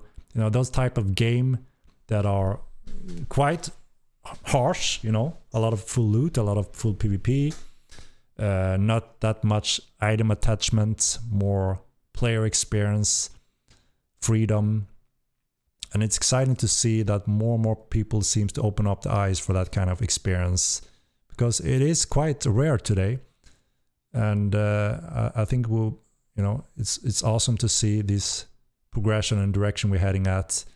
And hopefully we will soon put Mortal Online 2 on the world map, and we will get more options in the future. I mean, that's, good for us gamers, right? Especially us that enjoy a good MMO. So many years I've been watching MMOs on the horizon, and every single time I've been highly disappointed. And every now and then a new comes up on the horizon. Ooh, they sell it out, the hype it, sounds interesting, and then bam, no shit, pay to win and crap or whatever. Always, goes back to the one or another way of WoW clone. Always. Understandable why. They want to compete with World of Warcraft and grab all those 40 million players. So it's not very strange when they do invest so much money in those type of games. But all we need is a fraction of that player base, and we will be thriving and expanding and growing and just hitting the market even harder. And it's all thanks to you guys. I was an old UO player, so this game goes great with that style. Indeed. I mean, if you once played Ultima Online, then you will feel at home very quickly in this game, and that's obviously a good bonus to have with you. But like I said, it's also cool to see that a lot of new players never heard about it, never played it, never even played a lot of MMOs. Obviously probably tried World of Warcraft and those classic, but didn't really find those that meaningful. But I do enjoy games like Tarkov, Rust, any of those games, and already feels instant at home. Even games like Mordhau, Chivalry, a lot of those games, it feels instantly more at home in Mortal Online. And in the best possible way. Thousands of players, hundreds of features, and more every month. And just more of everything. One game that has it all. So yeah, it's exciting.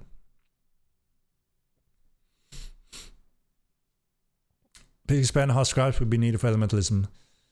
So you will still have to learn the spells and scribe them, and you will learn the skills for each group to be able to also use any of those spells. So it's quite similar in terms of you need to have the, obtain the proper spells that you scribe into your book to be able to create them and cast them.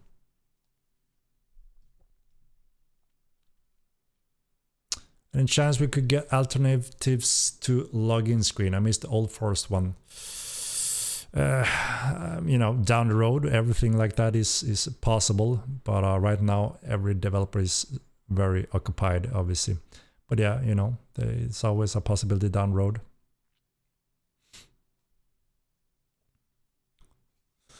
I love and appreciate this game because this is nothing like I've ever played before. I love the complexity and immersion of the gameplay. The community is incredibly kind and helpful as a new player. Johnny, I'm very happy to hear that. I am quite happy about the community because they are, overall very friendly and help new players. And of course, if they also know that if they want to enjoy the game with more and more players, it helps to be kind, especially to new players, right? And I've seen a very big positive change and difference from the community that we had. A little bit more in the first game, it was a little bit more closed, a little bit more rough, and maybe didn't really embrace new players very openly. Since the start of the stress test beta times, I saw a huge difference there where everyone was much more positive and nice to each other and helping players, want to recruit players, because obviously it makes the game better and more fun for everyone also. So that is awesome to see, and also obviously to hear at first hand from new players that they do get that experience. Obviously, new players can also be very unlucky, right? Choosing a worse starting location, run out into a murder or something like that, and get a little bit more rough taste as the first experience. And that is some of the things we want to minimize, right? That's why we want to do the work for the new player experience for Epic Games before we crank up marketing again, invite new players to make sure we give them the best absolutely chance to, keep them as interested players and giving them a fair chance to the game. But yeah, it's really awesome to see that absolute majority seems to, enjoy both the game and a lot of the player interaction so far. And like I said, that's also one of the big components and strength. The player base that obviously enjoy the game and wanted to thrive also have that power to interact with other players, make awareness, tell people why do you like Mortal Online and why is it worth trying, and obviously trying to recruit new players when they're joining, because it's great to have more players in a group and building a city and whatever goal that may be, player interaction. So obviously the players have a lot of power there to help promote the game and obviously make the gaming experience pleasant for new players.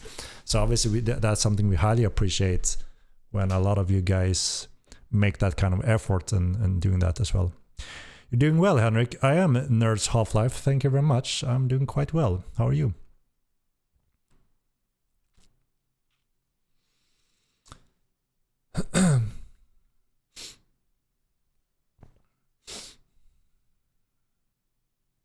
We have the ability to create a 2 to 5 man party to keep track of health buffs, debuffs. I'm not sure yet. It's been a topic on and off over the years. It was the same in the first game, and back then at least the majority thought no, you can do that manually. It's obviously more inconvenient, but player skills and fair for everyone, and so that's why we never really bothered into building that kind of system. The question comes up every now and then, but it seems like the majority of voices didn't think it was necessary in suiting, didn't really fit Mortal Online. So we thought, well, since it seems to have more, at least back then, as I said, more people against it, we decided not to do it.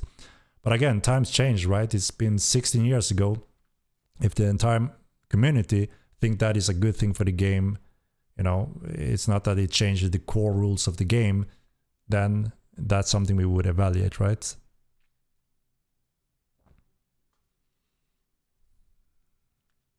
Can you see backstab in Mortal Kombat 2? Yes, we will have the special abilities. That seems to be the main focus for a lot of the players' feedback so far after this current roadmap. Special abilities, we will have two to three special abilities per weapon group, and backstab is one of them for daggers. Can we expand on starter weapon to get access spear, etc. instead of a sword? Yeah, that's a good quality of life suggestions, and we will see if that's something we can do for the Epic Game patch also. There's a lot of those good quality of life update changes, but again, it comes to a question how many we can fit, right, at that given time. But eventually, yes. And a possibility of making it so people on your friend list are considered allies for things like war cries. I'm not sure about that either. So yeah, we have guilds and allies. Understandable now when those buffs comes into play, right? We have to see. Opinion on multiple priest options. It has its pros and cons for sure.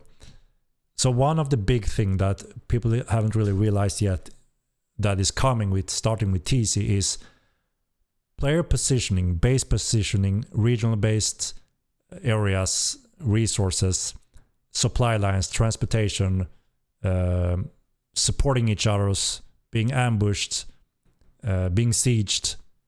All of this will be heavily affected if you can fast travel in the world. That's why we are very careful about adding that, because once we add it, then, you know, we are stuck kind of with that. And all of these components will be heavily affected with TC especially, which means the balance heavily gets tilted in bad ways when you can quickly, you know, go to your friends in the north and stop a siege because you go there instantly. You go to their priest and, you know, the inside of the base getting an army magically, instead of like in real life a more tactical component. You cut them off and they have to, you know, enter there like, you know, anyone else, and the players can interfere with that. That's more player control and balance. So holy shit, what the hell was that, guys? Did you hear that? Good to see you, Henrik. Game is amazing as always. Thank you very much on that. Undead Dan. Did you hear that, guys? The music. I got scared to the bejesus. What was that sound? Did you hear it, or was it only me? Holy shit. You can't curse like that. I got really scared. Didn't you hear it? Do I have my sound muted? Okay, so maybe it's that. Maybe I'll put it on now. That was something I never heard before. I got a little scared. But yeah, like I mentioned, so that's why we're very careful about multiple teleportation across Myrland. And also, like I said, now we're going to have supply runs, supply lines for cities. Makes it even more important that if you need to go there, you need to transport this, you need to protect or fight someone, you need to do the work, and players can count for it and cut you off and have a real life, really cool tactical interruption balance, and the player are in control rather than bypassing it. So I hope that makes sense why that's a, you know, the big component that gets negatively affected by world teleportation, while the obvious bonuses why people want it is quite understandable, right? But it defeats these ones. Do you hear that music right now? Meeks, thank you for the subscription. Or Midas Milstrom with gift, eh? Do you hear that music? Where is it coming from? Oh wait, okay, it's why. Okay, maybe now. Let's see if you hear this sound. Yeah, I think you hear that now. Yeah, there's some music. I don't know if it's tied to the subscription, but I didn't hear it before. That's why I was confused. All right, but I think you hear it now at least. So yeah, that's the main concern with that debate, that question, right? Why not add naked teleportation between towns? It wouldn't hurt. So that means you can still raise an army inside of your walls, which you shouldn't be able to, because there's a very high stake, important siege going on, for instance.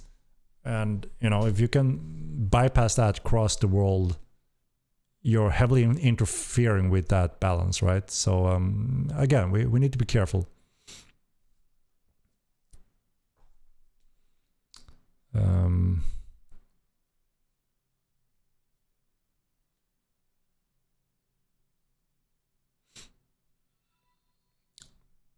Yeah, I mean, you can still run around in the open world and get resurrected, and that's fine. And you have to do the, you know, spirit run. That does take some time, right?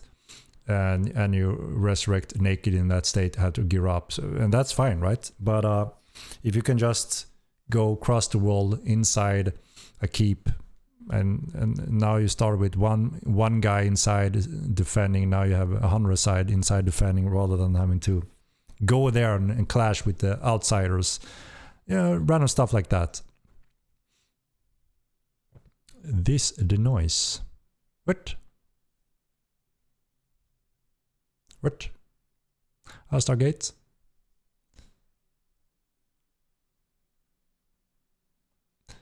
The Pan change coming to Mount Mages in response to their unrivaled dominance. So, you know, we're getting magic resistance is a big one. right? And we are testing walk casting currently. So there's, you know, more options on both sides, I would say. We're getting knockdown functions, which is a very important balance overall for mounted, all mounted professions. Magic resistance. It's called magic resistance. So it counts all magic types as that one. More options. Yes, more options. I can get a lore stream again. I have to talk to the lore guys to see what that could be and when. And of course, if what kind of input you would like to have on that topic would greatly help. We need more smoking options for ARP reasons. I agree. We need that smoking pipe. You always say that. Well, I don't get a feedback, Gab Rochi. I need a feedback. So what topic, what kind of lore focus would we like to have on that stream then? So I can see if I can prepare something, you know. The knockdown animation is not coming. So what we're adding is you'll be able to be knocked down and be in this debuff state when you can't, you know, you're kind of immobilized for a brief moment, and your horse continue moving forward in the direction it was moving in, and it takes a while until it kind of gets that you are not on it anymore, until it kind of stops, can turn around and listen to you again.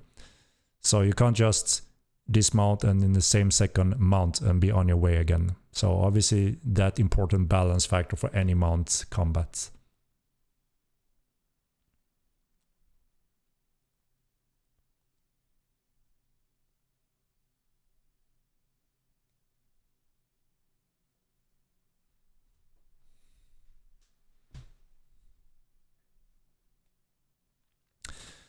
So obviously we want to have the guild logo emblem design system and the dying tube, but as it looks right now, we're not going to make those systems in time for the TC patch, which obviously we know everyone wants, and it also helps to identify friends and foes.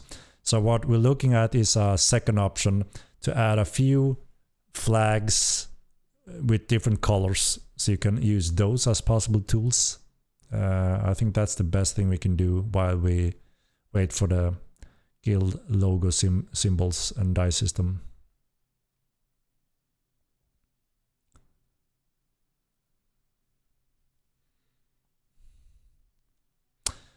Yeah, the weather overall in Midland may need some tweaks. The humidity, rain, stuff like that may need some tweaks, so it's not always heavily raining in some areas, always heavy foggy in some areas. We have got feedback on that, so yeah, we will try to tweak some of that ongoing in patches also.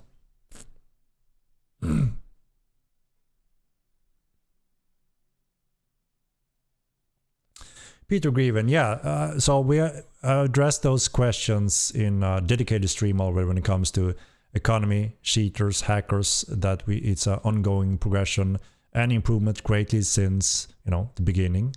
And it's something we don't update what we're doing on that every week because, you know, every patch because security reasons. But we try to do update on, yes, we are banning this many cheaters this month and remove this much crap from the game that they have added to the game. So we are very much removing all of that on a constant basis. We have reports on a daily basis, so we have very good eyes in the game. And TC also explained very carefully why we had to completely pause TC on the Steam release. Exactly as you say, it was planned to be one of the first patches after Steam release. But as I guess you witnessed yourself on Steam release, what happened was obviously a disastrous release for us in terms of stability, performance, and total chaos, which meant no one could obviously sit and work on TC. It wouldn't make sense if Sebastian and the guys were working on TC wanting to release that as intended, as planned, as communicated, to just release it into something that was broken and no one could even play with it. Even worse, if you could build your city and people logged in to siege you, you wouldn't be able to log in because, you know, capacity problems. And even worse, if you were able to log in, you wouldn't be able to fight because combat in those large scales broke. And we never got close to those numbers during the stress test we did over the years, but we hit them hard during the Steam release. So that was the only right thing to do, even it sucks, and I obviously apologize and I'm very sad about it, but the right thing was to pause all of that until we can support it, right? Because no player in the right mind would accept a TC patch in that state and not having to protect it, enjoy it, or play with it with your friends and don't have the capacity. And we will get even more bad reviews, and then those players will be gone forever because they lost all their investment. That will be a bad future for Mortal Online. So I had to take the hard responsibility, tell the truth, and make everyone a little bit sad and disappointed that, yes, sadly we can't release it now. We need to rework the core base of the network. We need to get everything under control. And when we can support those large-scale battles again and the overall capacity with a lot of players, we can finally deploy TC so everyone can enjoy it with fair chances without getting network things. You can't even protect your things that you built because too large army came to your city and you can't play anymore. I think 99% would agree to this decision, even though it sucks. I fully agree, it sucks, but I think it's the right thing to do. And I was, try to explain this very carefully because I know I personally stated that the plan was to release it in the first patches after Steam release, but I had to change that roadmap and update the roadmap to work, right? So I hope that again covers that question that keeps coming up every now and then. Fully understandable. And of course, if you missed those streams, that's also understandable, right? And that's why I wanted to, answer it again so you get the full picture. It's always, some more that get that news. The good news is, I don't know if you've seen it, but a few patches ago, we made a huge success on the network. So we wanted, instead of us talking, right, we want the game to speak for itself. So we told everyone we have made a huge update to the network supporting large-scale battles. Just go at it. And luckily enough, 1 or 2 weeks after that patch, around 440 people showed up in one location and was pretty much on screen non-stop, and the network run perfect. A huge burden was released from our shoulders, and we could celebrate, take a glass of champagne in the office, and celebrate a huge milestone that was quite dreadful for us to solve. Obviously, the result of that was a very excited player base that saw, holy shit, Stahl pulled it off. Not just talk, we actually showed it. Players could fight in that huge battle, 440 something. It's the biggest battle I've ever seen on an MMO. And not only that, the network worked flawlessly. There was no lag, no delay at all. The only hit was the obvious one that we all could, already predict. And that's the FPS hit, right? We haven't fully optimized the areas. We haven't fully optimized the characters to run very smooth on the client. Obviously heavily based on what kind of computer you have. But yeah, most of those players in that mayhem chaos run with quite poor FPS, as expected. But a big important success was the network side. So today we can say we support the largest battle ever seen in an MMO game so far with this kind of visuals and detail level.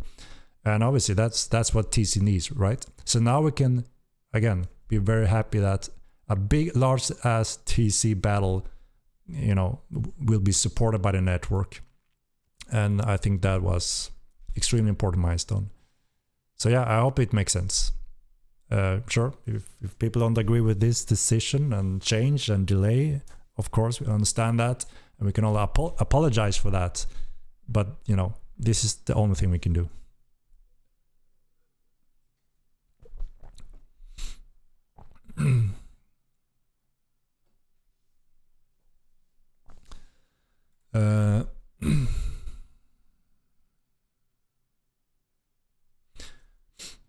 Hey, Henrik, what you feel to say to the people that after MO1 and after the long time waiting for patches, bug fixing and so on, don't trust you? How can you comfort those people? Thanks.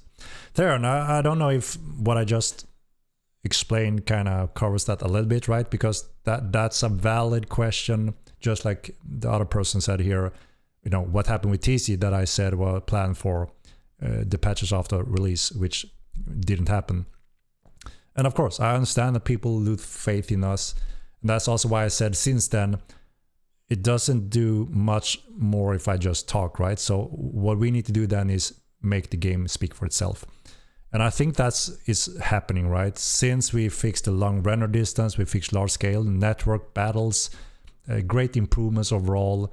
We're not fully done yet, but we have made very big milestones that it seems like the majority of the community have been experiencing and giving us feedback on, and they're very excited about those steps. So I guess that's the only thing we can do, right? Stick to the plan, don't give up, and deliver, and show that we're delivering exactly everything we have said and promised. It's just a question of when, right?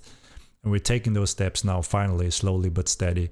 And hopefully people will test the game again, enjoy the game, and obviously if they enjoy it enough, they will continue playing. That's the only thing we can do, right? And I will always be transparent and open and state these facts.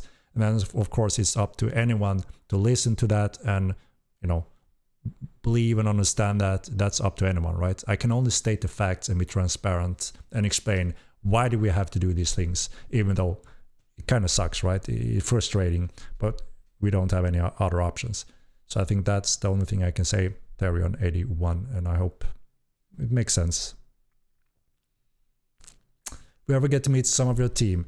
You know, I'm happy to bring on some of the developers. I had Sebastian 2 times when we actually did those large-scale network testing phases. It's a little bit late in our time zone, and you know, our developers is working hard, long hours, and obviously I don't want to force them to stay up even more after work to be on here. I got used to it, and I enjoy having a relaxed time, but you have to kind of also, you know, everyone is not relaxed or chill with these kind of interactions. You kind of have to be a little bit used to it and kind of have that, I don't know, that sense or whatever you call it. And everyone is not, you know, fully confident or happy with joining in here and getting the shock and questions from the community. And like I said, I may be a little bit tired after a long day of work, and they want to be careful not saying something that is wrong, and you know, that whole thing comes into play. But sure, you know, I ask them every now and then if, you know, like I said, Sebastian was not too long ago joining in on 2, and that was nice to have some company here. So we will see for sure. Game is great so far. I was trying a lot. All right, happy to hear it.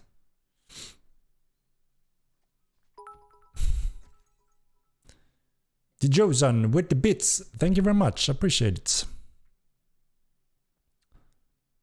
Thanks for the sincerity. I appreciate it. I'm happy you or at least satisfied with my response. If you're not drinking fermented malorium ichor, you're missing out, Henrik. I bet I am.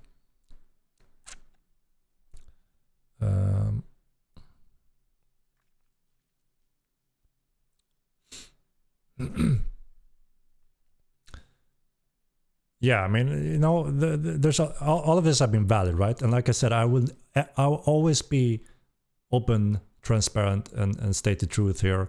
And I welcome everyone that is, you know, have felt betrayed or burnt, that start hanging on different forums or Reddit's forum instead to just spew, you know, on this and hate and make statement that I lied about this, rather than trying to have the honest explanation and get the information, and then maybe, okay, I still hate it, or it doesn't make sense, or it does. But it's usually quite easy to see who kind of are serious about, okay, you know, I wanna try this game, and obviously we hope that it will start a little bit different on the Steam release, but we're not giving up, and we are very confident, and we can see the progression and the direction we're moving, and with all your support, we just want the game to speak for itself, right? I haven't played since initial launch. How's internet latency for the States? So obviously it depends heavily on where in the States, right? We have quite the portion of American players in Immortal Online, and the majority it works fine. Quite a few are testing exit lag, and they claim that there are some beneficial using that. There's a free trial for that, so you can always try that. But there was a big thing that I want to really highlight. During Steam release, as I mentioned, our network ran into insanely bad state, which added seconds of delay on the entire server system. And what we noticed is that a lot of the American players that heard that, okay, the server is in Europe, that's why my latency is crap and I can't play it because everything is delayed. What was quite sad is that we noticed that all of those cases were due to the server not running, optimal. They were breaking down. So it wasn't just the Americans, it was everyone, including, European players or even those living next to the server. No one could play without the latency issue because of the network problem we ran into. What's sad is that there was obviously a lot of players, especially those from America, that thought, well, I'm gonna stop playing because it doesn't make sense, it doesn't work. I'll wait until they put up server in America because obviously I can't play it. I can't even fight because I can't see swings. I got hit on 20 meters and then all of a sudden I just die because I didn't see the fight. That's obviously fixed, and that's not the experience today. So we hope that the majority of those that are interested in the game gives the game a new chance, especially with the Epic Game release, and will experience the network as it's meant to be, and we'll see that overall it works, for everyone. Because it was quite hard to read that, well, it's because it's in Europe, so we can't play at all, and that's not true. Like I said, we have a lot of American and players across the world that can play the game without those issues, and it was related to the network, crashing pretty much during the release weeks. If you have tried it in the release chaos and you are American and you notice it was total chaos and not enjoyable, I think it's a good time to try it again when the network actually works as intended, and you will see for yourself. I mean, it's free to play still, right? The fact so many people want to add input and improve the game they love makes me optimistic and glad. Thanks, Starwalt. Yeah, little pinchy. That's correct. I'm happy to see a lot of people being, giving feedback and showing concerns where it's valid, and feedback in all directions. That's very useful and shows us, just like you said, there's a good interest in the game and people care. Whereas there's no bacon in game. I don't know, Hodo. We need to ask some of the guys. We need to ask them.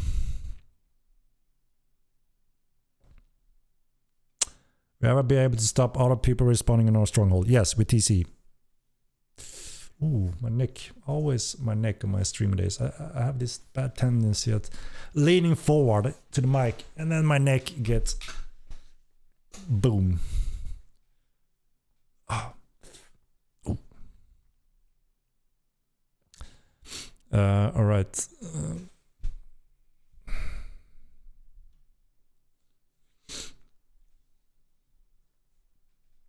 All right, let me jump down a bit. I think I fell behind with my long statement.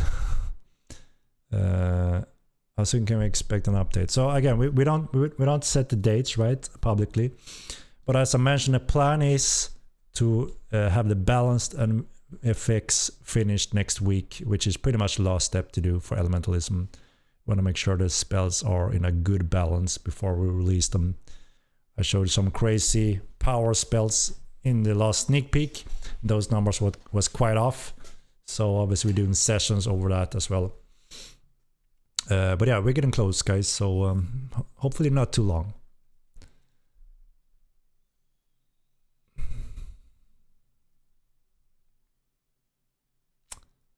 How many people can our server have? So we don't have the exact number. So we rebuilt several parts of the network to do huge optimization. And we're finished with one step there now. So the next patch, the Elemental patch, will include a very large update on the network. And that will have a huge impact on overall capacity for the population. When we deploy that, we're going to do new measurement and calculations, and hopefully we will get those numbers we're aiming for Midland, and you know, be happy with that state. And the next step, if we want more than that, it's additional continents.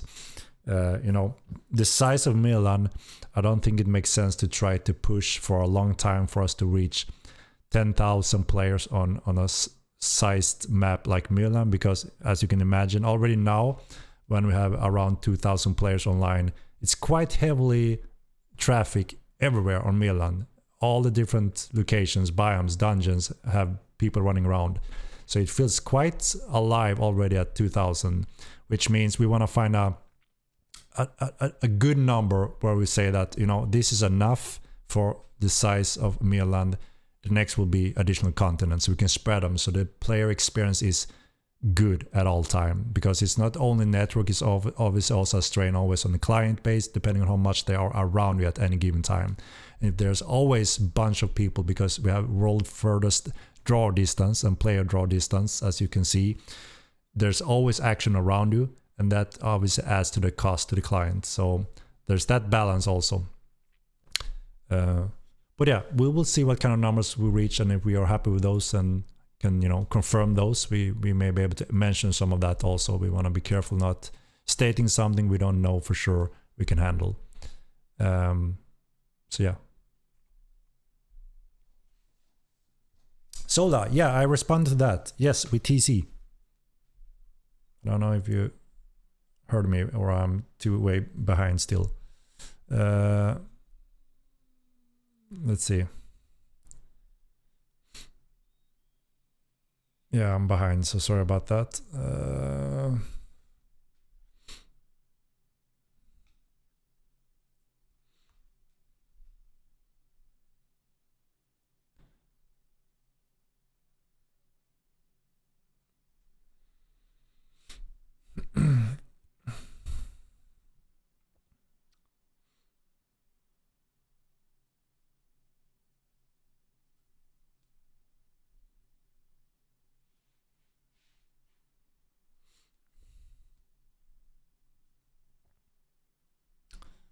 Backing is required for only 5.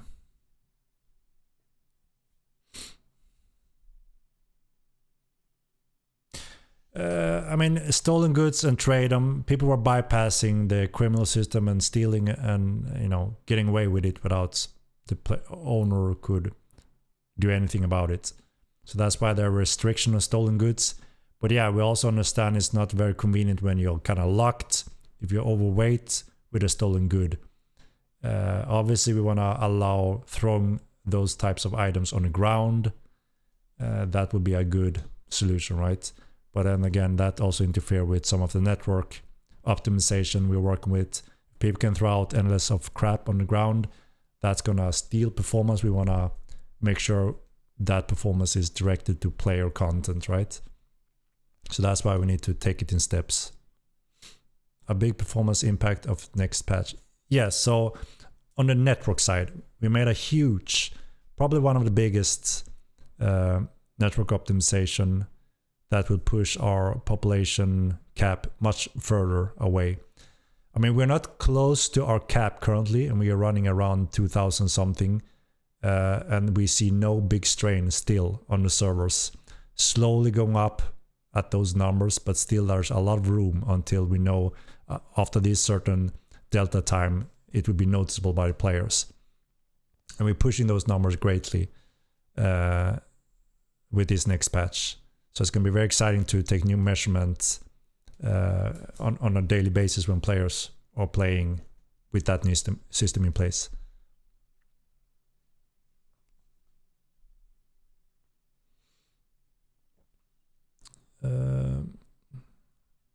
Just bought back the game, trying it from Canada. Early game seems fine now for connection, just exploring so far. Alright. Yep. I hope you notice the progression improvement since early beta. We will get for sure backs for those big animals for TC, but we may have something earlier already. I can't say for sure. I haven't really got an update on the exact status with armor and bags, but absolutely the latest we will have for Mulvas, Campadons, and some others for TC. So yeah. Yes, we're getting more months over time. We have the Ligators, and then we have all creatures that are naturally mountable, will be mountable, such as wolves, bears, Campadons, all those creatures that can fit your weight and size you can mount, or will be able to mount. They're already prepared for it, but we need to do the animation work, so we have to focus on a few things at a time.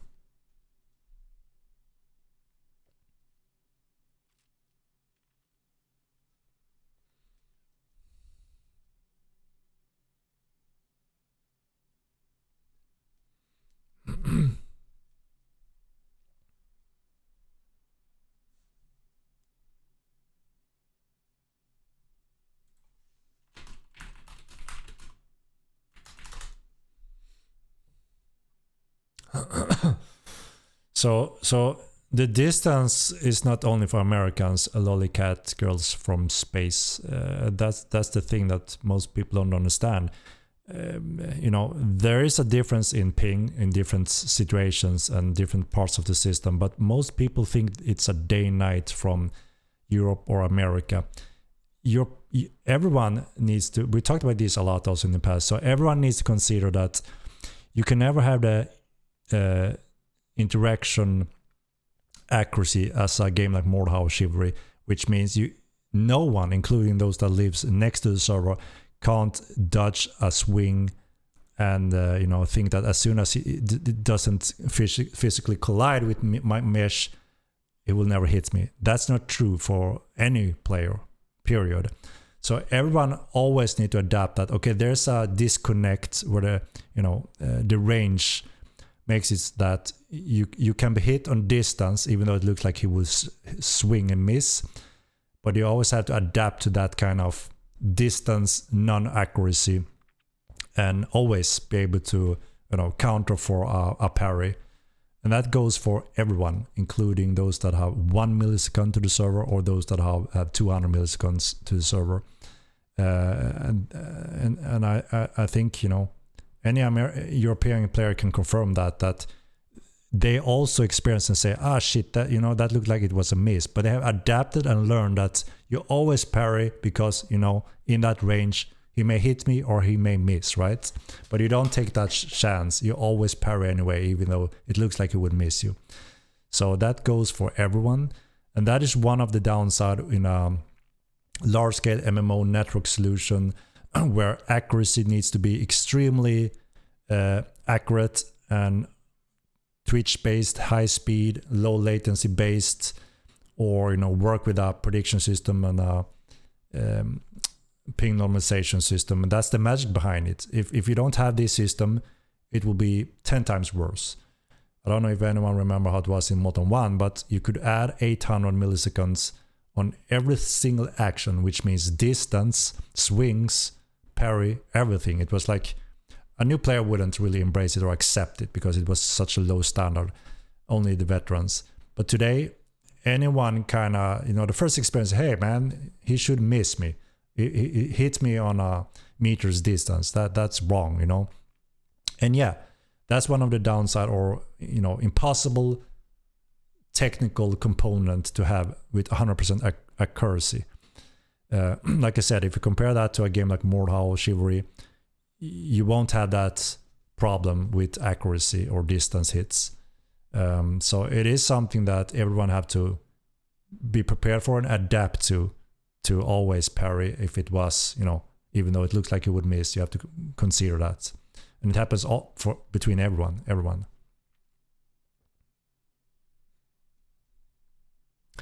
Until latency worldwide gets improved and we can reduce those ping normalization systems and have higher accuracy, then that gap will be lowered every time. So we are on the frontier pushing something that is impossible to get perfect in today's technology, but I still think it's worth it because it's unique and exciting, and people think it's so close to Mordhau that they compare it with Mordhau, which is crazy. It's like comparing apples and oranges. But obviously, it's cool to hear that we are so close, but it's completely different in terms of network.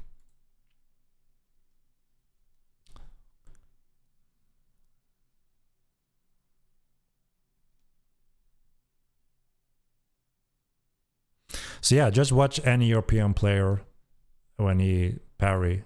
You will see that he's parrying in air, just like an American player. There's a very small distance difference between the player because we synchronize position and swings.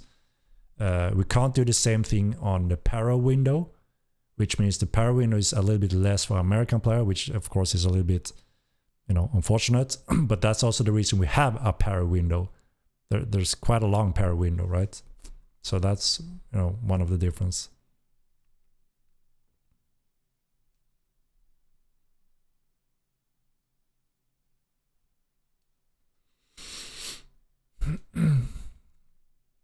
Are world events like the relic system from MO coming to MO2? Yes, very much so, in a refined state. That's gonna spice things up for small skirmishes, battles between city owners and, keep owners after TC sometime. It's gonna be a very cool, never-ending conflict feature for those that want to participate. It's very successful in the first game, and we wanna add the same system in Modern 2, but yeah, we're gonna refine a few steps that just make it better.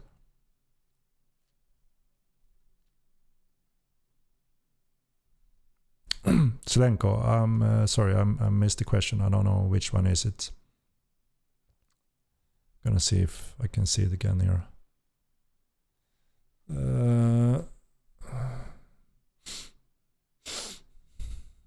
Those relic events look cool in distance. Yeah, like, so it's the meteors falling from the sky. So everyone on Milan will be able to see that kind of star falling with a trail and a light. So everyone can see it across the world.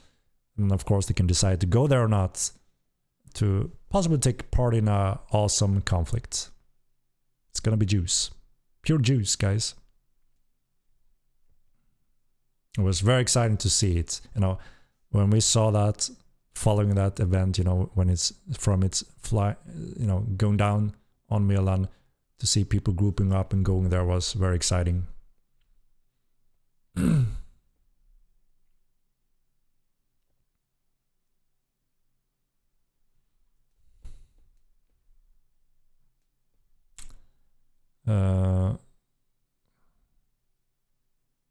Will Elementalism be accessible in Haven? Yes. So since we noticed that the number one question from every single new player asking about they wanna play a mage, they get a little bit disappointed that it's not the standard mage they were expecting when they learn ecumenical, for instance, because of hit scans and how the effect and the rules works against that. So, and what they're asking for is throwing a projectile magic, pretty much. So yes, Elementalism is covering that, which means we want to offer them that first step already on Haven, so they can get a nice wide magic experience as well, to see what that can offer them. So we are giving them like the first simple spells from Elementalism to play around with, to get a feel for, okay, this is how a mage could feel also.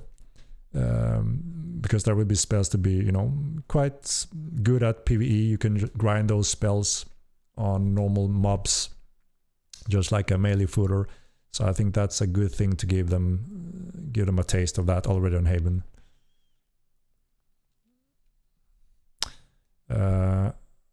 Shit, sorry guys, I'm way behind, so I'm responding on old things here. I'm scrolling down, so I'm skipping a few questions, I'm afraid. Yeah, holy shit, sorry, I thought it was just one scroll down, but I was, holy shit. Mao Chao, return play here, thanks for game. Awesome to hear, Mao Chao. I hope you enjoyed the improvements and work the team have been adding over the year. A lot of great progression in so many areas, and we're getting close to nailing those final last very important updates and improvement to the game, so we can finally proceed again with both TC and Epic Game release, Unreal 5 transition, and start marketing and awareness. And then boom, together we're gonna put the game on the map. Boom, chicka boom. What happened to hotfixing the server? What hotfix are we talking about?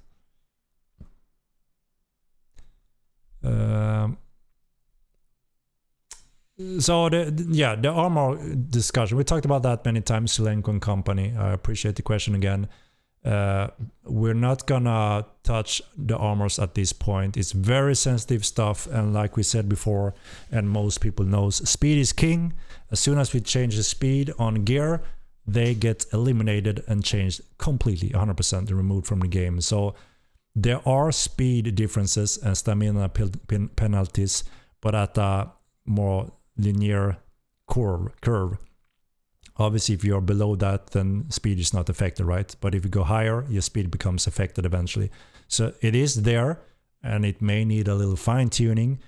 But again, we don't want to rush change it there now and just wreck things up. People get disappointed when we are here to, you know, enjoy Elementalism, great content, great fixes, and go deep at that. So we have to be careful not biting too much areas in one go, because that could end up worse. And we don't want to go backwards at this point, right? Hotfix patching bugs in between sprints. Yeah, we do that. So obviously if something is critical, we follow up, and we have done that almost every time, because there's always something that we find, it's annoying enough, so let's follow up on a hotfix. And we have done that almost every time.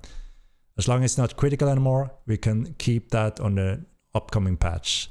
So in this patch, we have a lot of good polish and fixes, also improvements.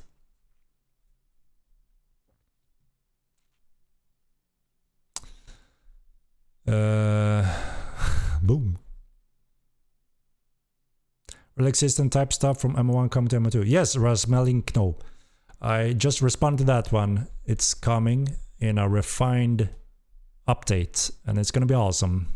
Great content for those that have cities in any form or type that can forever fight against or around or for the relics. It's going to be offer a good opportunity to do good, funny daily skirmishes, fights without having to 100% commit, prepare for a full-out siege. You know, it's like a mini siege. You know, something that can be done whenever by whatever group. So I think that's great content for anyone that likes that kind of conflicts and player interactions, PvP, from small scale to large scale. I mean, unavoidable, we're going to have those large ones already, right? I mean, I hear all these talk about coalition and acts. So it's going to be interesting to see what the hell going to happen on TC Day.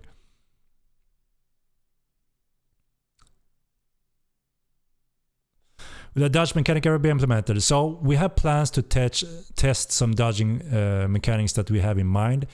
Obviously, we need to make sure it works with our ping normalization system, because obviously if it doesn't work with that, you can't rely on it.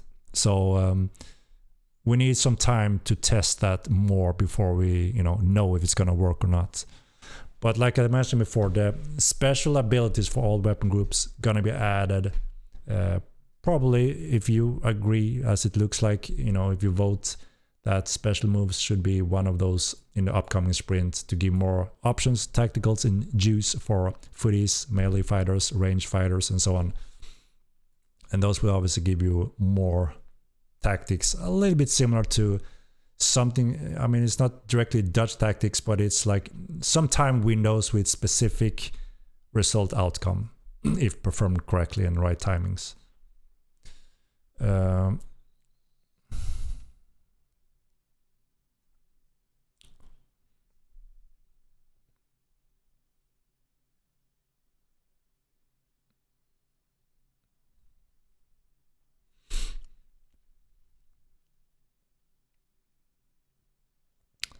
Alright, so Relics in Dark Age Camelot was so fun. Yeah, Dark Age Camelot, I played it a little bit back in the years, and was quite good MMO. I did enjoy the little I did play in that game. I didn't invest remotely close to what I I did all my time in Ultima Online pretty much, and then Star Wars Galaxies, and then some EVE Online, and then played around with some other MMOs, but not that heavily invested in those. Henrik Online, surprisingly, I invested quite some time in that. There was a few things in Henrik Online that was interesting.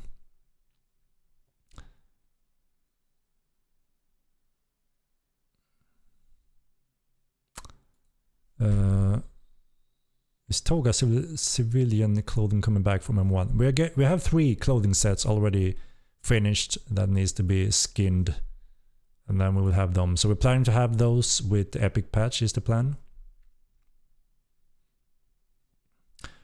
Relic, yo, wait, what we need? Wait, that's what we need. Yeah, it's gonna be cool. It's gonna be fun for those interested in that.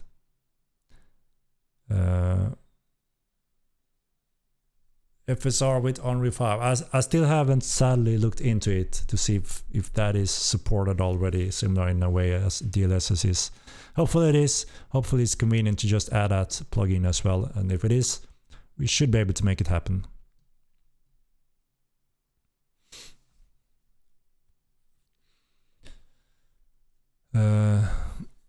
What does TC mean? Territory control. And that allows you to kind of construct a city and hire different services, NPCs, you know, build a stable, a vendor, make money on them, as long as you pay the upkeep and the new currencies to run those functions and services. And this is the interesting thing, you know, if you want to run it privately, then obviously you need to fund all of that. But if you open up to the public, you may benefit from those or you know, visiting your city, and you can benefit from that. And that is, we're starting with a really good pack when it comes to constructing a city, you know, growing a city, to security guards, vendors and services, to you know, bank services. And then of course we have the defense and offensive siege weapons along with this first juicy pack. And then, you know, depending on, again, player feedback, what other components, features, structures, services would you like to see? And that is something we can follow up on in any patch over the years, because that's an endless, infinite list of functions and features over time.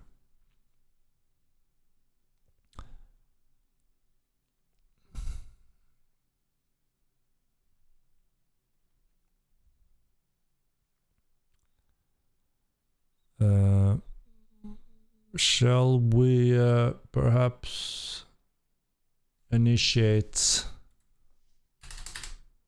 our giveaway? What do you think, guys? Is it time? Think it is, right? Think it is. Getting close to 3-hour mark. Let's do the Expedition Mark MO2 and your sign up for our giveaway. A mortal copy. No special moves, less magic, please. What? You don't want anything? You think we're fine with just what we have? Spins, parry, feints, and that's it. No more options. And no elementalism, the awesome projectile-based spells everyone been asking for. Etek, what the hell is going on? Come on, man. Come on. We can't be stuck in Stone Age, can we?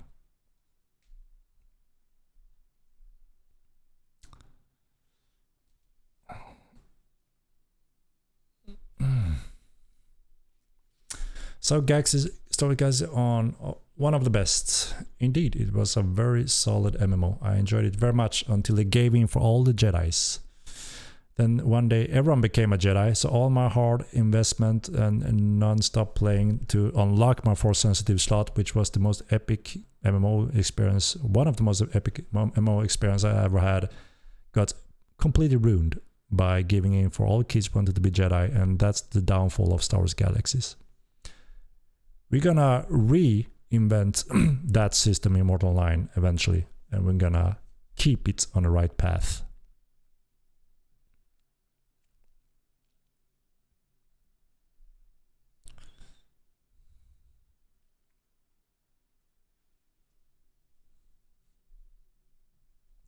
Need to join a guild. Which one would you suggest, Henrik?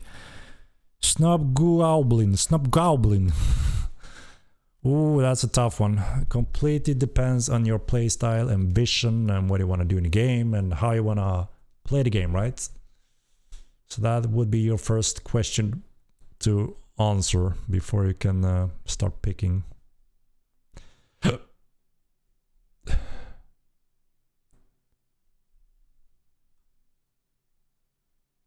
Are these slow down heavy weapons? I mean, they are slow down. So the problem is, this is what many people don't really see. So as soon as we slow down a heavy weapon a little bit more, people start making those heavy weapons lighter, and then you are stuck with the same speed, same meta, but it just went down a little bit. Same thing with armors. I don't want speed penalties to go down below that. I did that, and now people say, make them slower. If we reduce it even more, they make them even lighter, and you don't have the speed penalty. Again, speed is king. So we have to understand that concept to be able to make the correct tweaks and balances, rather than just dumping it down every time, giving less and less variation. So it's very delicate, very sensitive. So it's not that easy just to, do that and it should be good. No, people will adapt and change the crafting results. It always happens every time. So if we want a result, we need, heavy testing and thoughts around that to make, reach those goals we want to. Speed and swing speed is vital, right? So everything affecting that is a huge balance factor.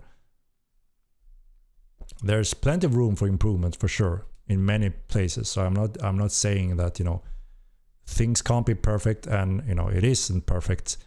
But I'm just sharing that it's not that straightforward. Just do this and it's done. No, it changes the meta. That's what it does. And one result, one outcome changes something else. And so we need to be very careful. We don't want to wreck the baseline we have today, which is the best we had so far in Mortal history, including Mortal 1. We see more variation, more options, more builds, more classes, all these cool names people making up: Death Knights, Arch Mage. People are inventing new things. There wasn't a thing in the first game. We see all weapon types being used on the battlefield. We see all clades being used on the battlefield.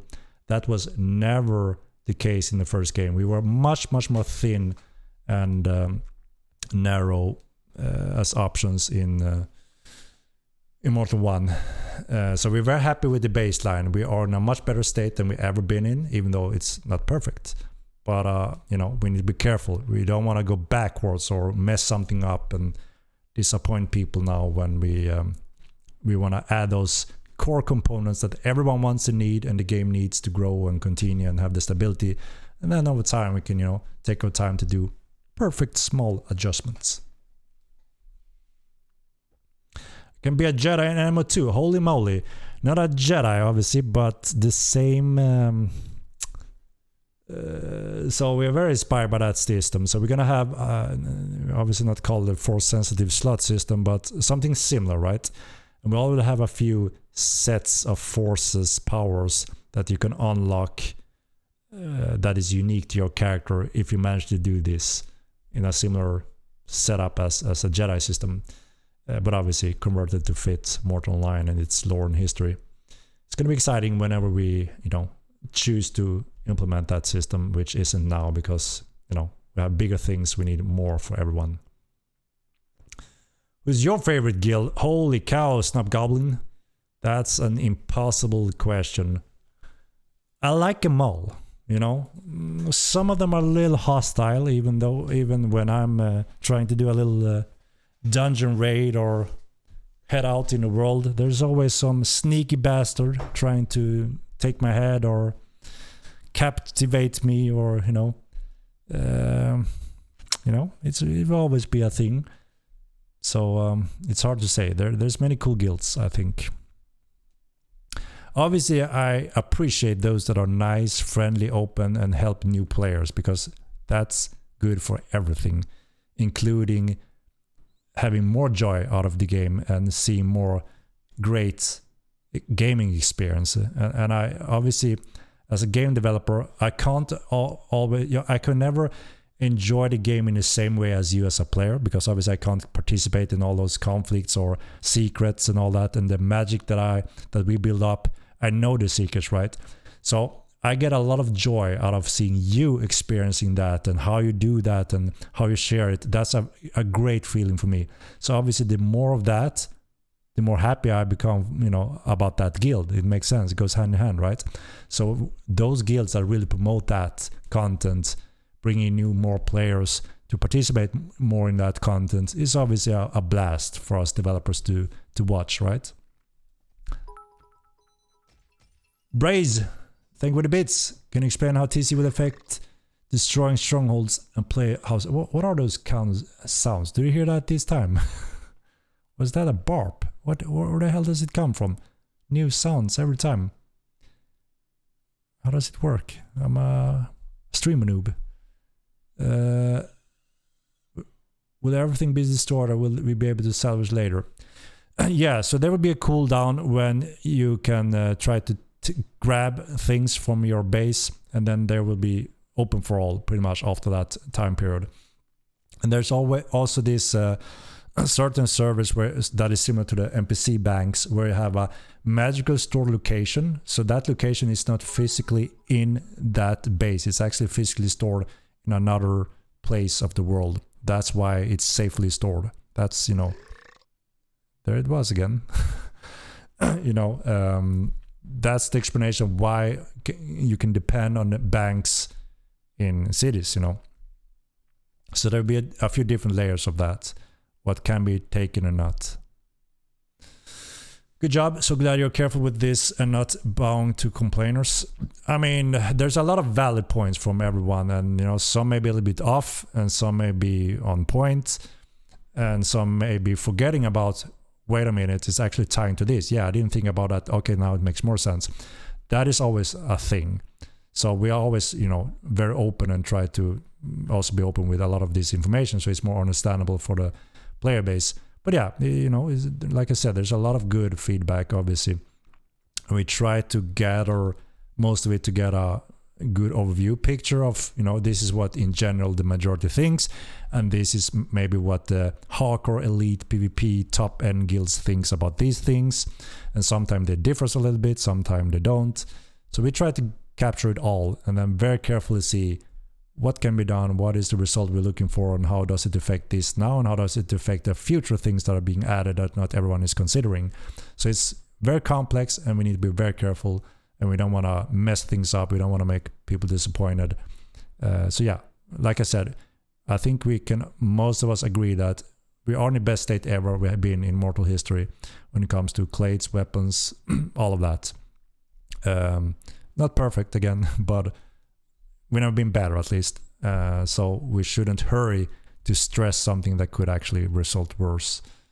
Speed is king. Then give light wars more speed. So again, that doesn't work. That means we give everyone more speed, and we just, for any reason, we sped up everyone. Why? And that makes prediction a little bit worse. So no, it's not really valid.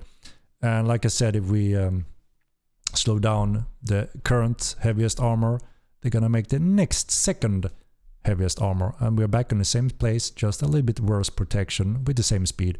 So again, we need to have a full scope, full understanding to see what can be done, and if there's some change we want to look for eventually. But like I said, that's not the focus right now. We have much more important things we need to get in place first of all. Will Model 2 release an Epic? Yes, Poison F. So that's the end of our current roadmap. We have Elementalism patch very soon, and then we have the big TC patch, and then we have the Epic game release on Epic Game Store platform, and that also includes, currently as it looks, the first MMORPG ever to use Unreal Engine 5. If, you know, that's still the case, that is when we take that step. So the game gonna look juice, guys. If you have the hardware for it. When veteran system, good question. So again, after this roadmap, we want to hear from you. What of these areas, and within those areas, here are your options. Is it the veteran system? Is it the die guild emblem system? The special melee weapon group? There will be a few ones in different groups that you can choose from.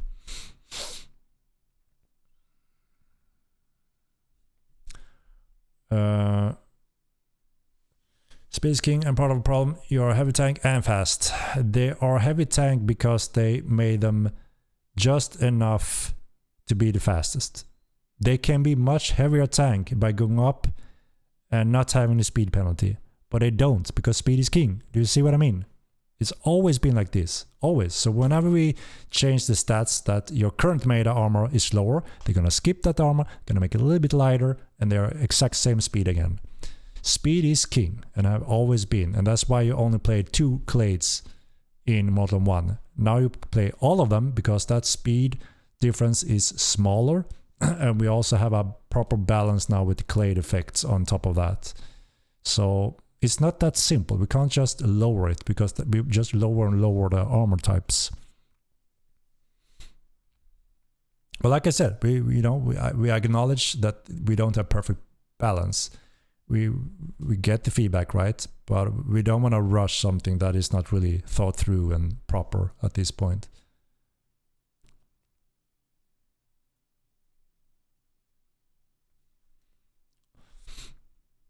All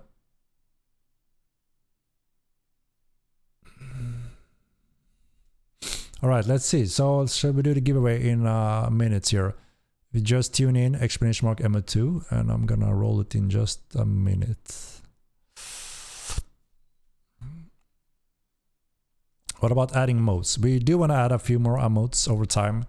Again, we use all the animators manpower we can right now on pet gear and magic animation stuff that we really need for the next patch and TC patch.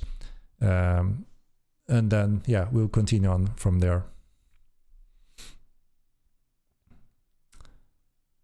Yeah, I'm way behind again, guys. Sorry. Call live fixed search feature in the marketplace. Yes, we know we got that one on our table. We just need to find a place and time for it.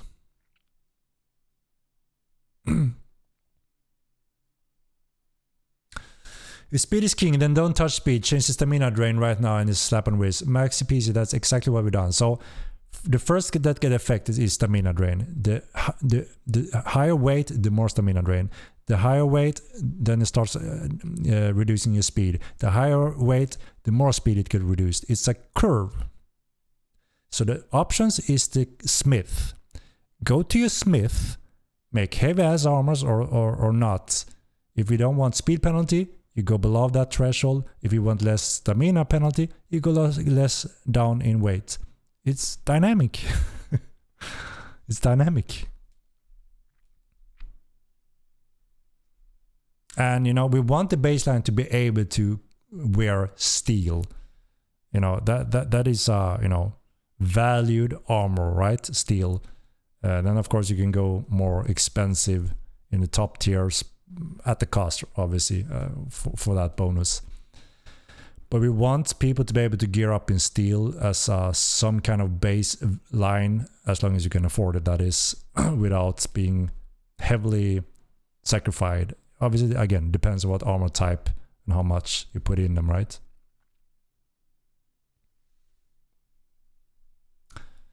So it's a tricky one, as you can understand. When people, you know, claim that they're both heavy and fast, well, it's because they made them not that heavy that they didn't become slower. Because they don't want to become slower. Because when they tested that gear, they think, nah, that is too big of a penalty, so I don't want it. So I go down in weight, so I don't have that penalty. They still have stamina penalty, right? And it slowly increases over weight as well. But people find a sweet spot, and, you know, they want to be in the same speed threshold around everyone else, or they're not really competitive on the battlefield. That's how it always been formed. So it's extremely sensitive, and we don't want to make mayhem in weights and speed at this point, because that could end up in a disaster without us being able to have focus, right?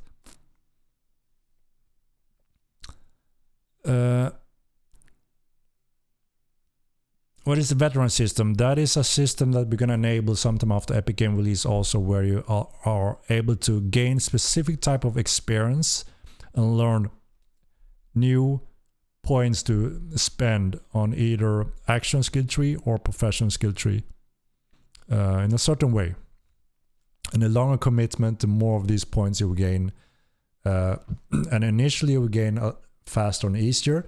Then it will slow down to extreme progression without having a bonus that, you know, makes you superior on the battlefield, because we don't want to connect someone that played 3 years is like a level 60 character in WoW compared to level 20 characters. We never want to go there, right? We want to make sure that player skills is king, you know.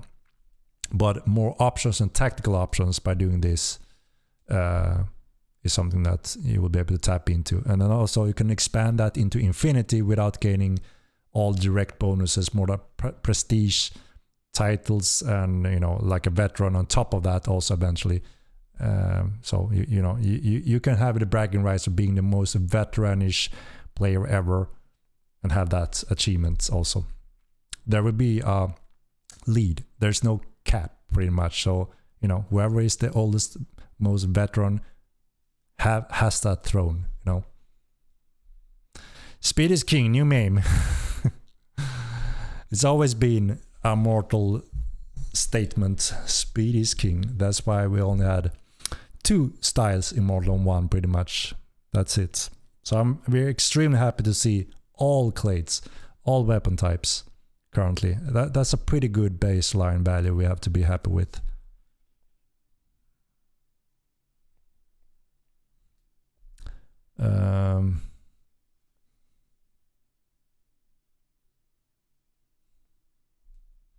I'm sure a lot of going to change. There are going to be so many more tactical options. There will be new metas, because again, we only have a fraction of the weapon groups and types, right? We're going to have more head and blade, all types of weapons, more of them. There will be more weapon groups. There will be special abilities for all groups also. There will be obviously a lot more armor types, from light, medium to heavy. Again, more magic schools that ties to this in different ways. You know, it's going to keep on adding infinite amount of options and tactical options. We just want to make sure that they are somewhat aligned with a good baseline value. There's some may shine more in some situations and locations, while some are worse in those, and vice versa. So a good complemented group that covers a lot, maybe a little bit more prepared and efficient overall. But obviously if we go to a specific area, maybe a more specific setup is a little bit more effective. That's the natural, you know, nature of natural balance, right? That can't ever be perfect, and it's also all in the hands of the players and the situation and where, right? Higher stamina penalty, just a thought. Yeah, like I said, there's a lot of room for it, but we can't just think that just do this speed and bam, it's all. No, because the people are gonna just change the gear. That's how it always been, always.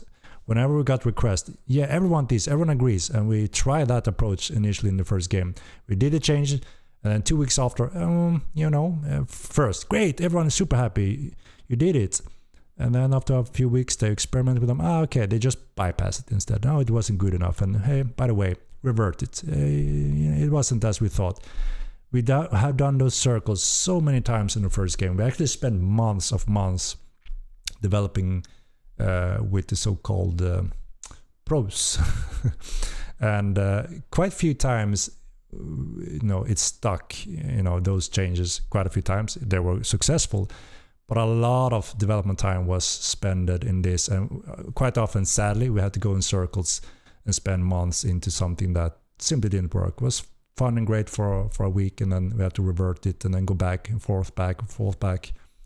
So we're very careful. Like I said, we gather the feedback in a more careful way, examine it, and you know, go through it in a more accurate way before we may want to commit to accurate, careful updates.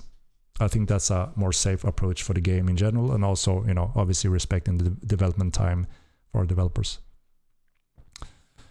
Flash once said. Alright, it's giveaway time, guys. Exclamation mark M2. Gonna jump down. I'm way behind as usual here. Sorry. Here we go. Boom! Chicka boom! Got a few more loading in here. Late sign up. Let's see, where do we have the chicka boom? Is anyone gonna play a chicka boom mage on the next patch? Ladies and gentlemen, who's gonna play a chicka boom? I need a coder to spend careful time going through the codes for calculating the attributes, Lohodo. It's correct. I did a try with Sebastian, but he said, whew, I don't dare to rush this change, and I don't have time to go through it all. It's quite complicated. So we said, okay, let's wait. We don't want to mess something up along with the Elementalism patch. But we know exactly what we need to do and how we want to increase those clays that are lacking stat pools. And yes, eventually, obviously I want to have one of the coders spending time to make sure those changes are correct, we don't mess anything up, and those clays get that missing stat pool. Krite is one of the ones that gets some of the most of that stat bonus. Kala's getting some also. So that indirectly means Thursars is getting a little boost along with that. Do you hear this music, guys? Are you hearing this? A freaking guitar. I will be a chicka boom mage. Awesome, Mukatil. I heard this time. Yeah, so what the hell is going on? Funk that cheese. Thank you for the follow. And RMK Gani, thank you for the prime. It's like random music every now and then. What the hell is going on? Shall we do the giveaway? We do want to wait 10 more minutes. Angelo? Is that what you're telling me? Good. The poor Krite shafted off the M1. Yeah, Krite was one of the most played one in M1, right? So yeah, a little strange. It went from the most used period to rarely used Immortal Land 2 due to some of that lacking. So yeah, it's gonna get its stat bonus pool. That will help for sure. Ooh, my neck. Always messed up. How the hell do I fix my neck? It's been bad way too long now.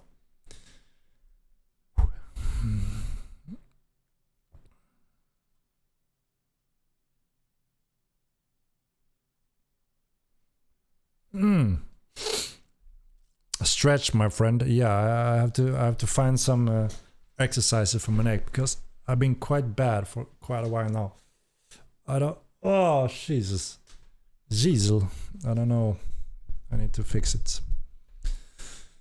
Too much sitting in bad position. All right, it's time, guys. It's time to do it. It's giveaway time. Let's see if I have it all correctly set up this time. Hopefully I have. Like I said, I had to reinstall a lot of things. So I apologize if something is a little bit messed up here. But let's try it. Let's try it. Where do I have it? Should be here. All right. I wish you all good luck. Any physical exercise. I do that actually. I started doing physical exercise, but my neck have been quite bad for a while now, and I'm sitting poorly. And like I said, every time I stream it gets worse because I'm leaning forward like this to the mic. I get this tension in my neck. So I need to stop doing that crap. Sit straight up, a little bit back. Do you still hear me, or do I need to put the microphone right in my mouth? It's a tumor. No, it's not. It's just my muscles are strained. VR glasses you need. What? Why?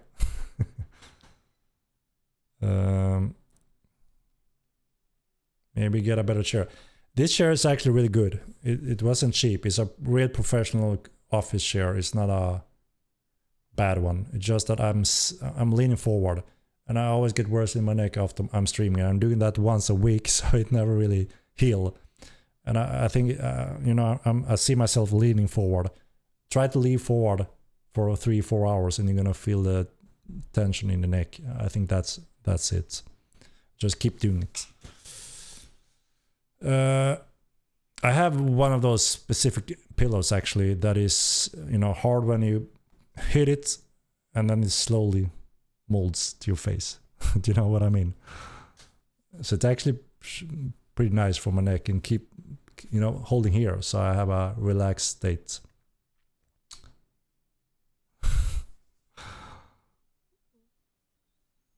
I'm a software engineer, you have to force yourself to go up and move around. So yeah, I am quite bad at moving around. I do have a bad tendency at being stuck for many hours without stretching, moving around. So yeah, that I can improve for sure. But I actually try to exercise on a regular basis now, because yeah, it does wonder for back and everything. But yeah, my neck gets bad once a week, and it's pretty much after every stream I do, because I'm leaning forward.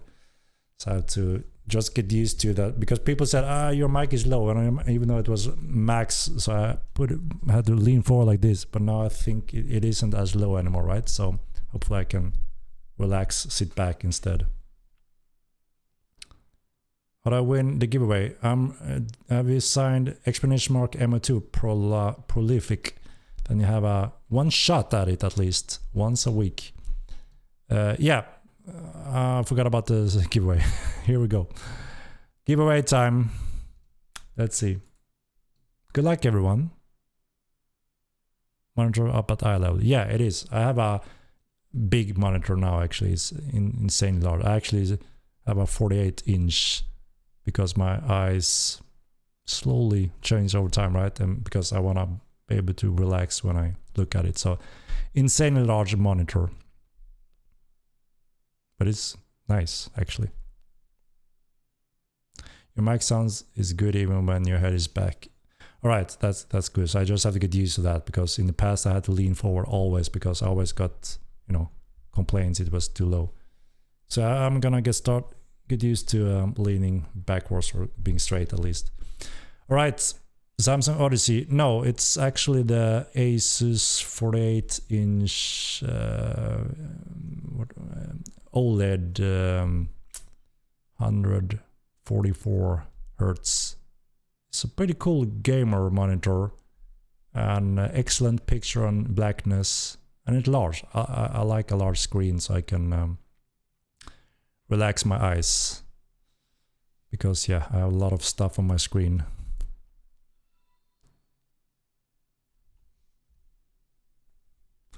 This was a joke for real? What?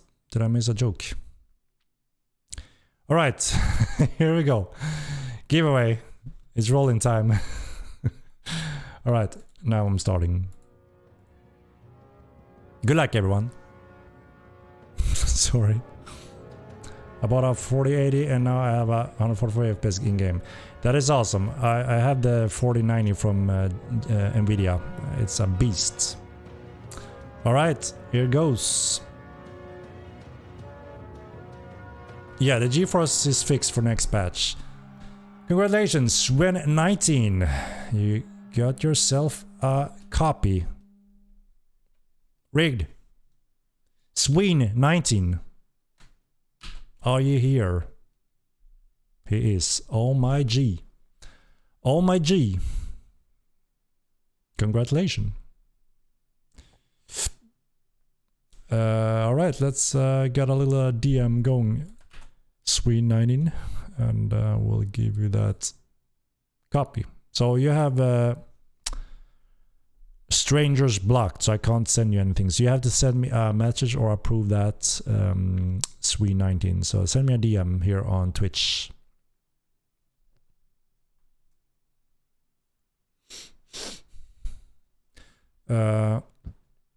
Straight to the DMs. Hey, Sween19, are you new to the game or a veteran?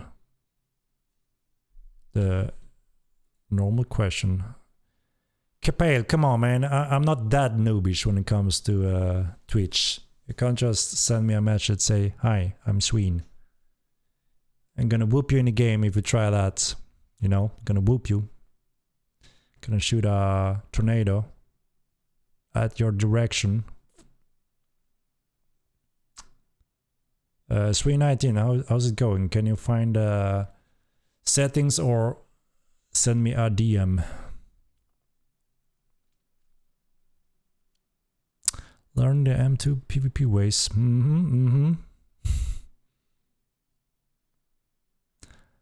Henrik, I have a friend who needs encouragement. Can you say Jack Scallop get on mortal already?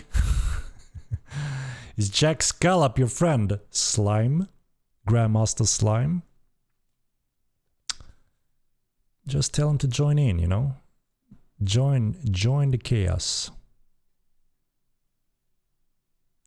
You never know what you're gonna get. It's like a box of chocolates, right? 319, how's it going? Are you figuring it out?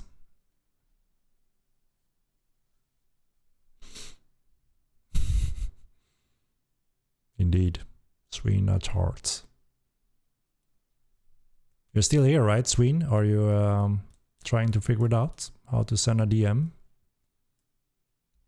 Just send him a letter. I mean, Twitch is a little bit chaotic. It's not the most user-friendly, actually, I have to say.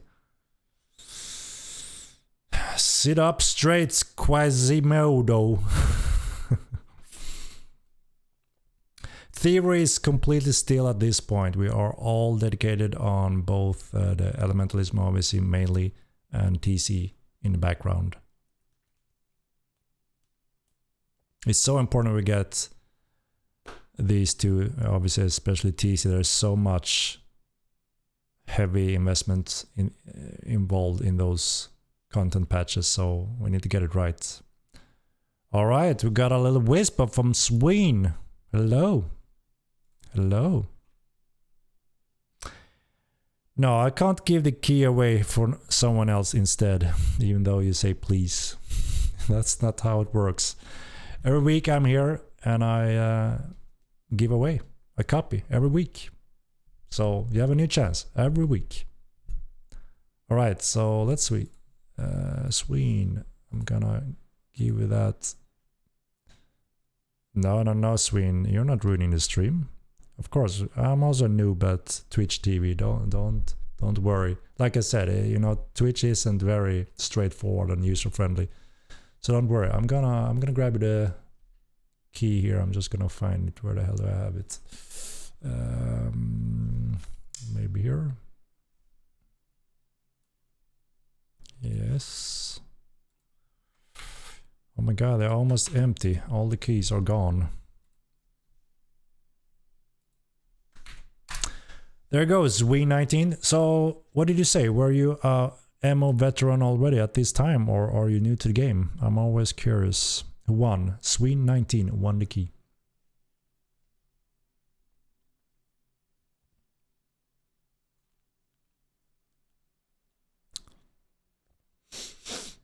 Can we see the light spell? Someone tell me if he replies. Can't listen at the moment.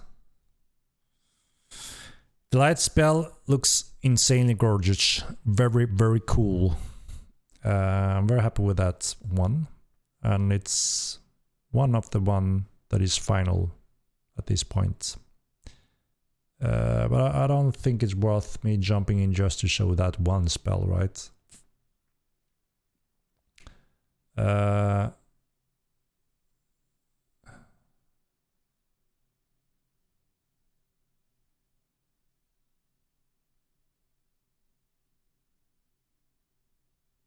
Lord Yoshi, no, for God's sake, how can you reach a conclusion without asking why?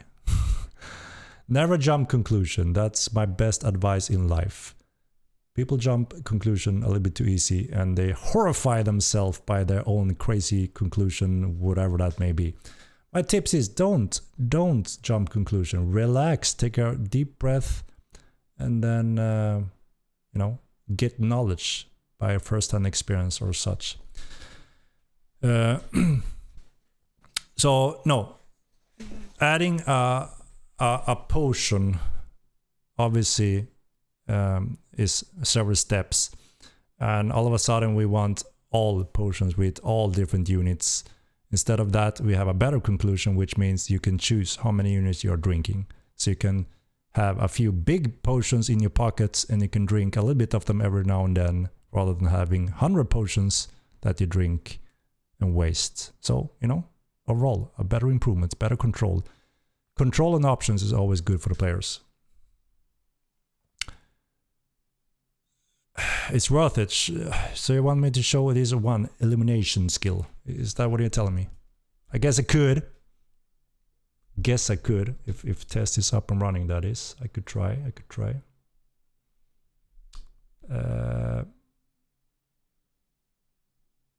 Will there be hot, cold effects next patch? Yes. You will be able to control the weather. Let me see if we have a test up and running then. Ladies and gentlemen. Sween, did I miss his response? Is he a new player or a veteran or what? What?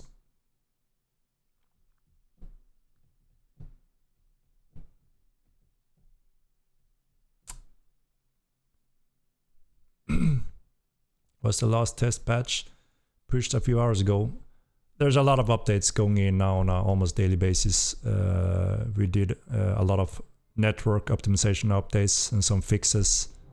A lot of content is going in, a lot of effects, a lot of elementalism focus obviously.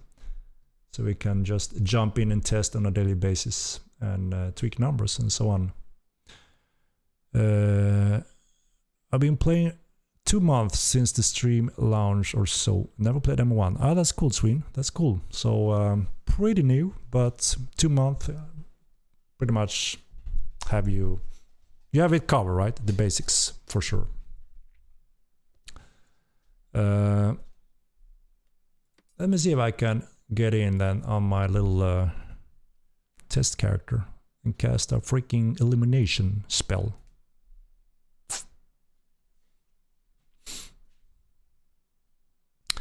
The light spell, it looks very awesome, I have to say. There are some small details in it that is just precious.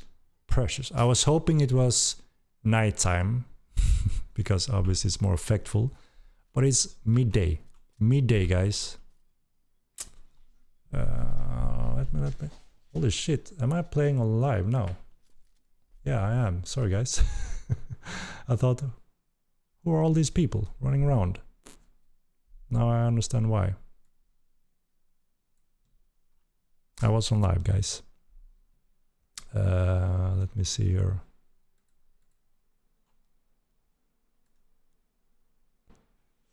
What the hell am I doing? Okay. Let's see if we can make it happen then.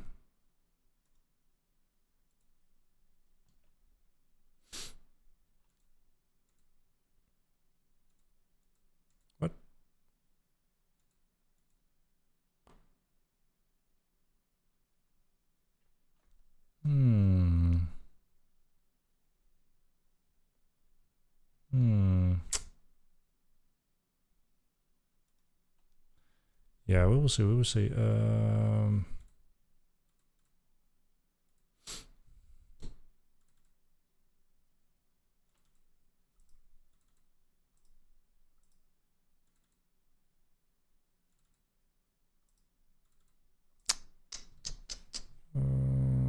One moment, guys. I'm gonna see.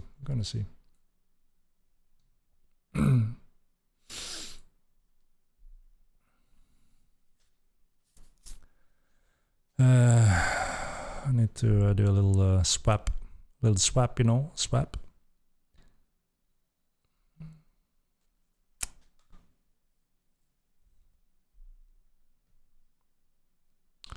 Where is my swap?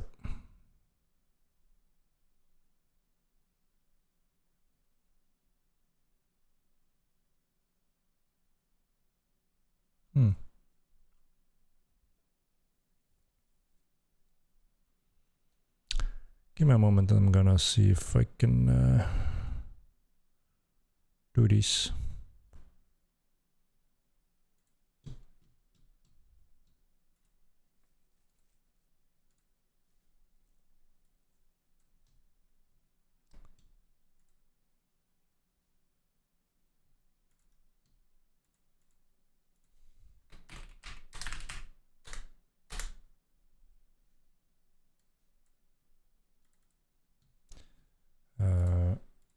And then we have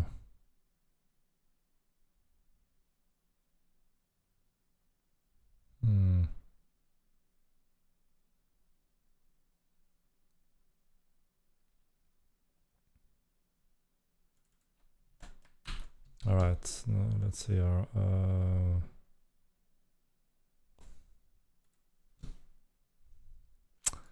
yeah, give me a little moment and I'm gonna see if I can show that illumination.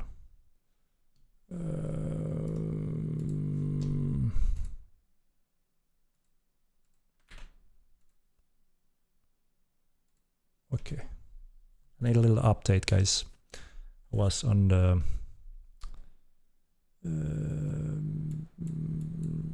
live build, so I need a little momento.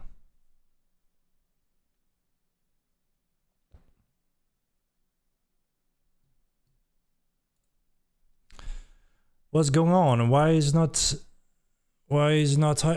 talking happening?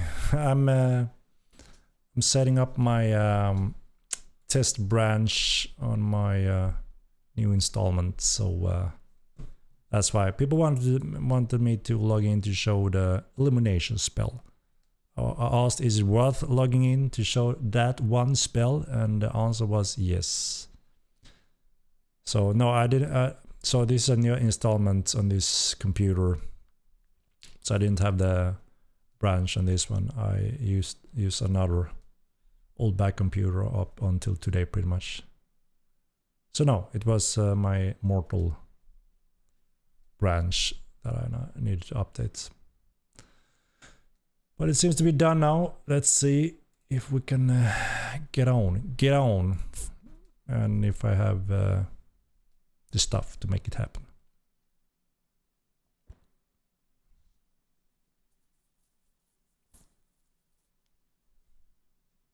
Let's see. Yeah. Chicka boom, man. There's gonna be a lot of chicka boom on this next patch. I can tell you that, man. A lot of chicka boom. You know? A lot of chicka boom. It's gonna be nice. Gonna be nice.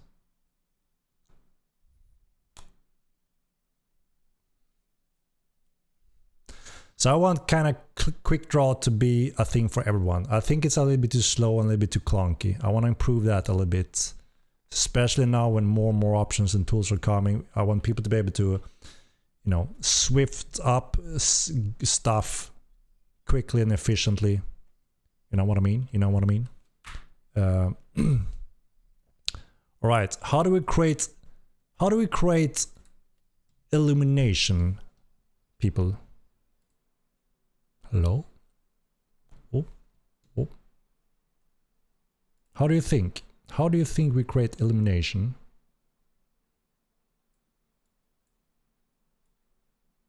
Snap.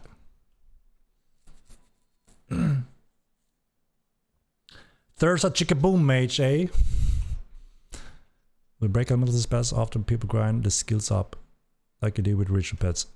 No, we don't plan to break anything, we plan to refine everything currently. So, how do you think we create the Illumination Spell? Tell me, and I will do what you say. This is an upgraded user interface. You can see it's more refined now. It's beautiful. It's really nice. And it shows now clearly where you begin, right? The 7 categories. Fire. So first off, what group? Emanation, propulsion, aggregation, direction, entities, polarization, or arrangement. What do you think? So aggregation, you think, and then you think fire and air. Is that what you think? Air and fire. That's a lightning bolt, ladies and gentlemen. That's a lightning bolt. It's not the chicka-boom we're looking for. It's not the chicka-boom. We need to find the illumination. How do we find it? Emanation, fire, fire. Okay, let's try emanation, fire and fire. Firewall. Sorry, no go. No go. Illuminati spell. So what do I have any more suggestions here? What? Direction, aggregation. Do you think direction? I can tell you that no. So direction is all about movement stuff. So obviously it's not that one, right? I can tell you that polarization is how you change the weather. So it's not those two at least. Entities is the summoning, so it's not that one either. So now I made it quite easy for you. 4 options. 4 options. We need a chicka-boom, that's true. And this fire and rock. No, that's summoning. So show the thunderbolt. Let's find the Illuminati spell. The Illuminati. Top left one. Do you mean proportion? Emanation. Fire air. Emanation, fire, air. Illuminati. We have a winner. We have a winner. We got a Magikmo. He's the master. We got a pure talent elementalist in the making here. Magikmo. We got it. Let's put it here. Do I have a cave amber? I do. No. Holy shit. Do I have to disappoint you now by not having the cave amber? I need to see if I have someone that can give me that juice, you know what I mean? Let's see if we have someone online. Let's see. I don't know if I have anyone online this late. Let's see.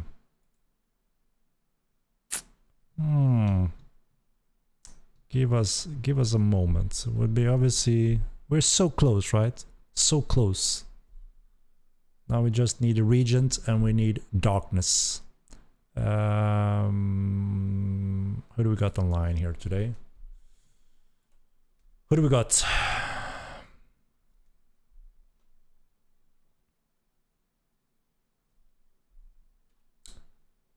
Do we have anyone online? Hello? Hello? Hello? Spawn and chickaboom. I'm not on a GM character here. I'm just in pure testing as a player. So I usually get some assistance to give me those juice. But yeah, it is late here. So we may be out of luck, guys, sadly. I'm gonna see. Maybe...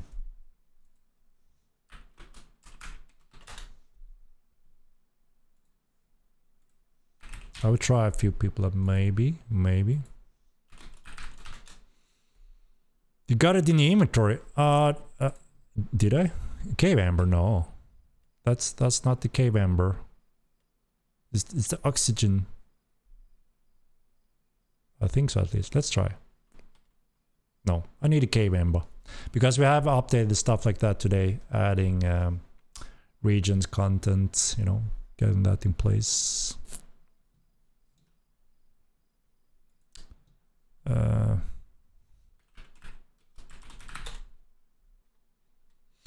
We'll see. Maybe we can get some cave amber. We'll give it a shot.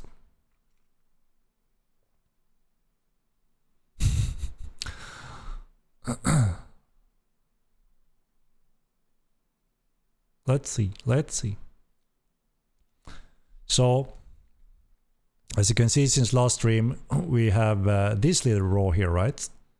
So I'm gonna explain to you. So as you can see here, we have the 4 elements, right? Air, water, earth, and fire. So 4 elements, and you can see them quite clearly here. They're quite, I mean, if you look at them, you can tell, right, that this is water, this is earth, this is fire. I think the artists have done a good job in making them, you know, you could guess it, right? I don't think you would have any difficulties guessing which one are the 4 elements. Am I right? What do you think, guys?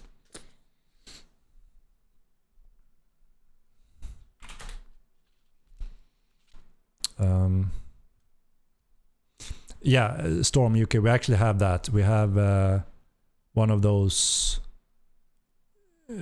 dev stuff, and we have some of those when we're testing.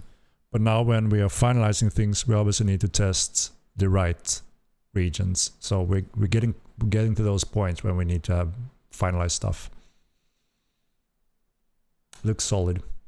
Yeah, I think they did a good job. So okay, so if you combine fire and air, what do you get, guys? What kind of element do you get when you combine fire and air?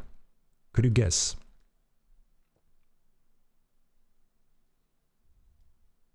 Artwork is good. Yeah, I'm sure the artist is going to be happy to hear that. They spend a lot of care into this, hand painting everything very carefully. So, so yeah, fire and air. What element does that give? You see down here now, this here is light, right? So when you combine these, obviously when you compare air and air, you will get air, right? But if you combine 2 different ones, you will get one of these new elements. So this is the light element, and obviously the Illuminati that someone put in my brain now comes from the light element, which is nice. So what happens if you combine air and earth, you think? What do you think? What do you think?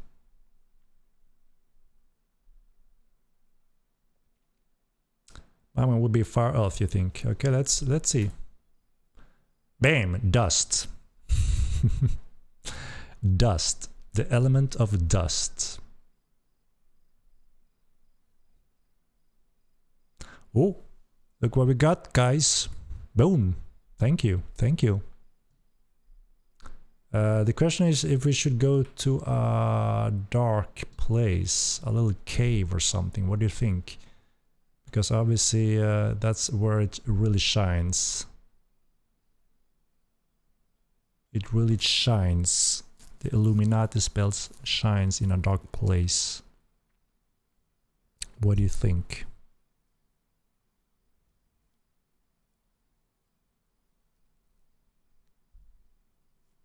Dust. Henrik gonna die. You think so, eh? Of course I have to be careful. But shall we cast it here then? In a little shadow area. Not very dark here. Obviously we're doing a very careful balancing cost now when we're adding so much magic. We wanna make sure that, you know, there's a balance in the amount of damage and ability you get. Obviously that's a cost balance factor with the regions also. Shall we go to middle tower? Holy cow! Haku TV! Whoop whoop! You scared the crap out of me. I need to change those sound effects. I don't know where they come from, but I guess it's when I reinstall or something. Scares the crap out of me. Thank you very much for the subscription. Appreciate it. Shall we go into this tower then? Should be good, eh?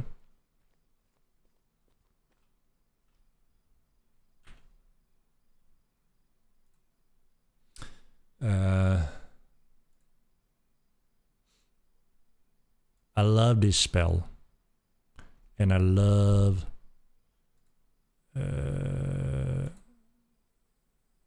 sludge.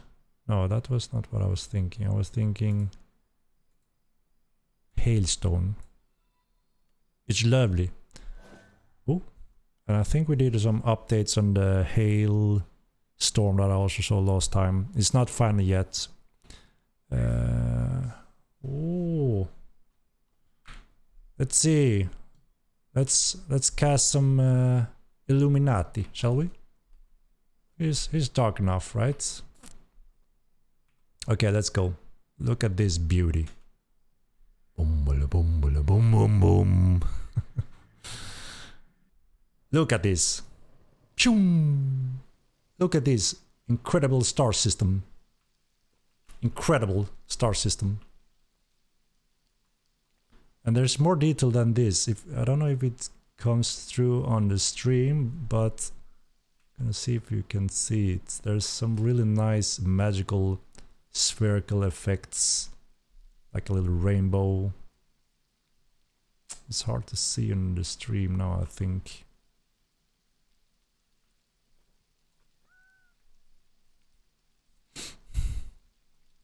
It's not dark enough. Yeah, I guess not very pitch blacky, but how do you like those little dusty magical particles? I think it's really nice. Flying around, emitting some lights. And there's another effect that I can see sometime, but yeah, you see it more when it's dark. Okay, maybe we got an even darker place. Let's see.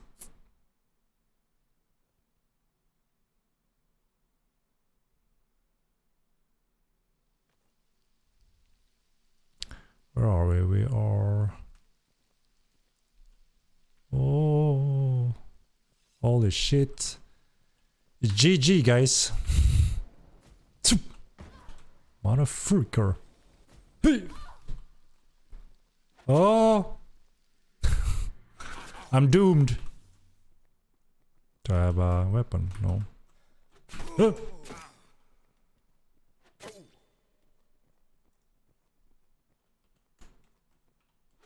Where am I? Okay. Okay.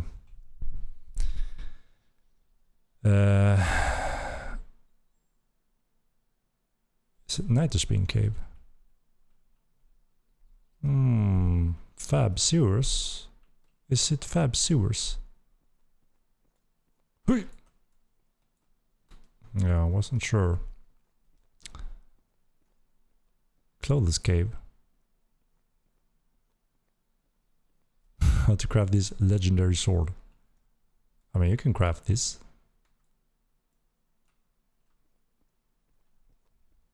Chicka-boom! This is not dark. No, it's not really dark, right? God damn! I mean, isn't it usually dark? Or I wonder if it's because I was teleported into the zone. Because this is too bright, right? It's usually not this bright. Am I right? Yeah, this is wrong. I don't think I have triggered the darkness volume. That's why I'm a bit confused. I'm sure it's darker. Yeah, exactly. So I was a little confused here. But it looks like I haven't triggered the cave volume. I was teleported in here. That I think a reboot will actually solve it, but the logout timer is not very quick. Night vision, nice. Yeah, I think I need to reload, but that means, yeah, it'll take a little while.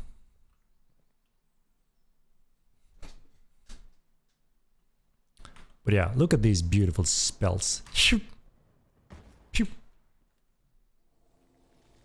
Pew. Pew. Lovely. Yeah, that's the place is brighter. Yeah, like I said, when I get teleported like this into it, I don't get to trigger the darkness correctly. So that's why it's illuminated like this, which is not correct.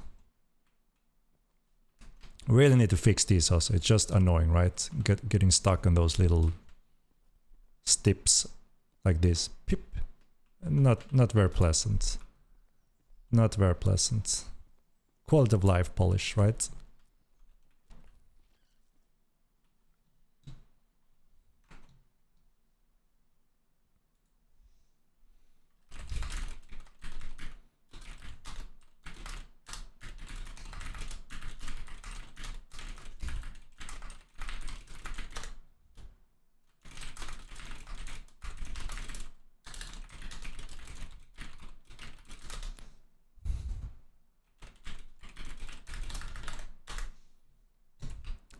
All right.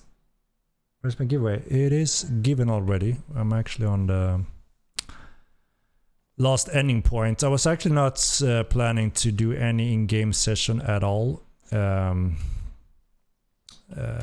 Because yeah, you know, we haven't really planned any new updates for this build to showcase. We're doing a lot on every build now, finalizing the effects and so on.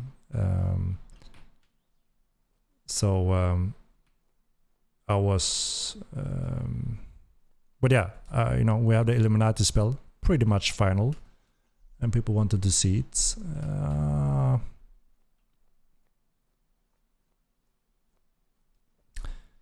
Is this game charging a monthly fee yet? No, it's not.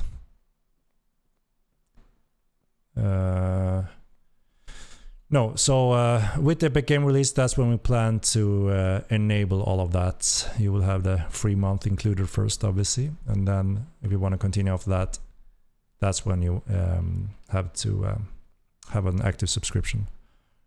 So the Illuminati spell is static, it doesn't follow you around.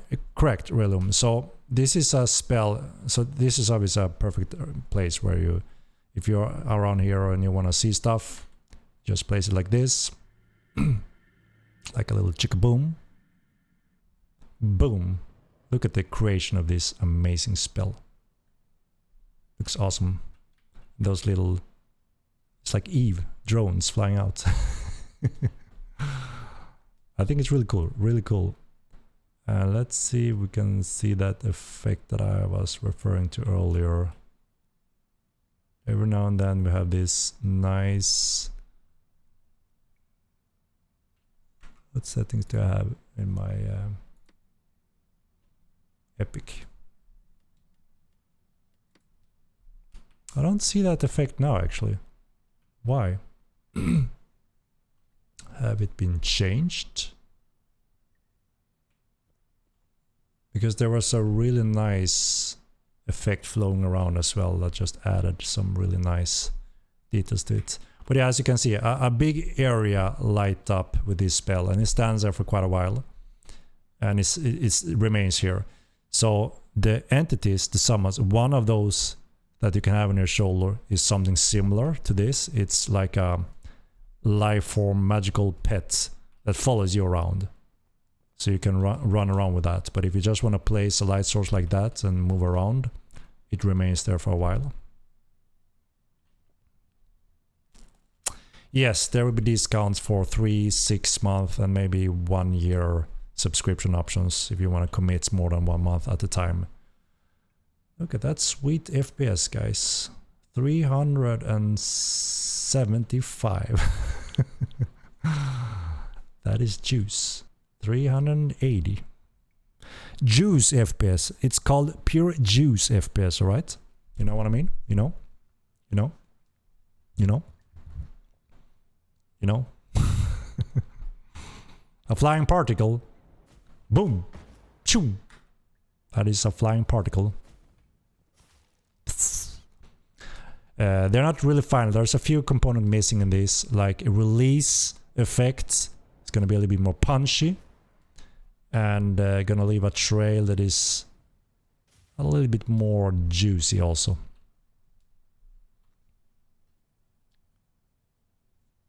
Show firewall. It is in a rough state. I wanna point that out again. That's why I didn't really plan and wanted to show when I know the new effects is not in this build and it's gonna look much more juicy. But since you really what the hell is the combination? I forgot the combination myself. Help me, guys. How do I build firewall?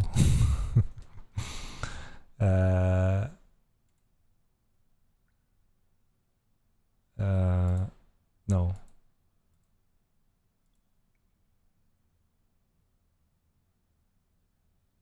How the hell do I build firewall?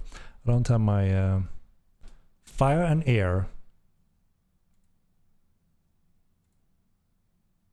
Oops. That's line wall. So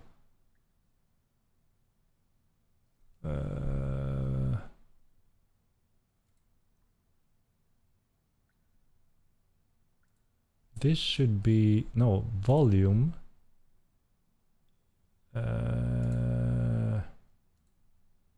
Terrible sounds about. I'm revealing a lot of spells now, guys. Fire on fire. No.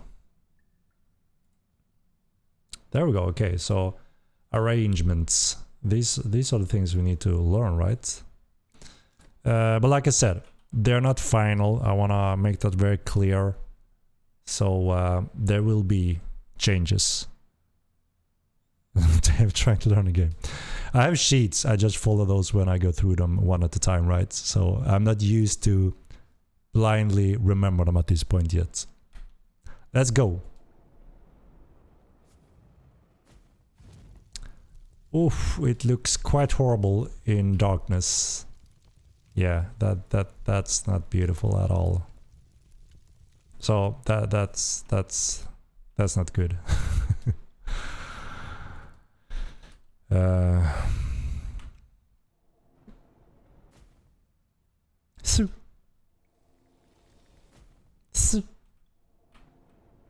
Whoop, where are we going now? Was I teleported somewhere? Looks decent already. I mean, the Ember and Hailstone is quite close to final, and the Illumination Spell is also quite close to final when it comes to the visual effects. Did I get booted from the server or what? Maybe I was.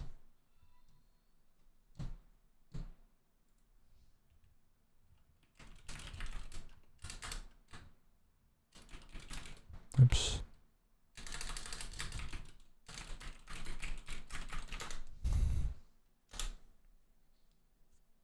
Showing too much juice, indeed. No, this build was not at all planned and ready for any showcase, so I'm already out of my league here. But you got to see the Illuminati spell. I think it's beautiful. It's very close to final. And the Ember and Hailstone is also quite close. I could show you that Hailstorm updates, but again, next week is the when we finalize all the effects together, so it's gonna look much more pleasantly. Why the hell was I booted? Am I running the wrong?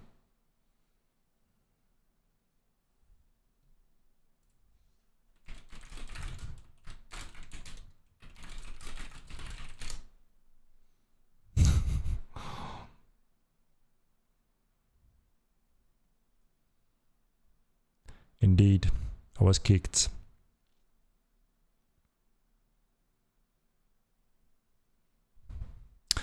No, the Authors covers the calculation too early. That's why your horse gets hit as well. It's not really intended, but yeah. All right, you got to see the Illuminati at least, and that was the goal, and you got it. We will finalize the effects, and we will have them hopefully ready next week. That's the plan. All right. I think that's it, right? For now. Illuminati ban Henrik.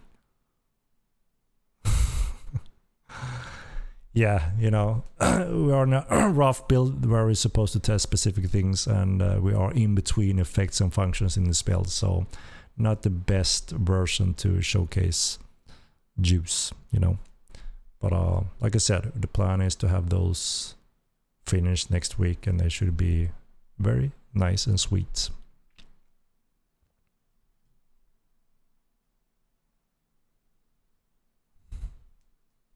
Yeah, Yoshi, I responded to that whole wild potion question. All right, but yeah, I think it's getting late for me here. So let's see what my let's jump back to the any note here then.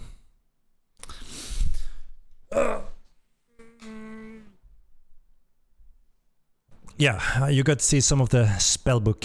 The spellbook UI is pretty close to final as well, so you got a little taste of that, how you mix and match, build the spells, which is a very cool new way, obviously, compared to the old, the other schools that are just, you know, spells on a page. So I think that's a cool addition with Elementalism, and I hope you will enjoy that concept and work. I think it's awesome. It's a big school, a lot of spells, 17 total. We start with 60 in this first patch, so you got 60 spells to explore and discover and play around with them. So yeah, let's see, shall we do our traditional raid now, where we have that done today here? Let's see, do we have anyone streaming today? We do. Let's do the classical votes. Where the hell do we have? Okay.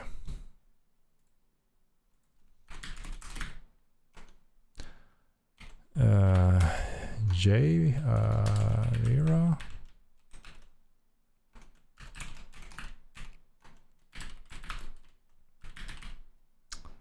And let's go for this one. Vote. Yeah, 1 minute. Cast your vote, and that is what we raid today.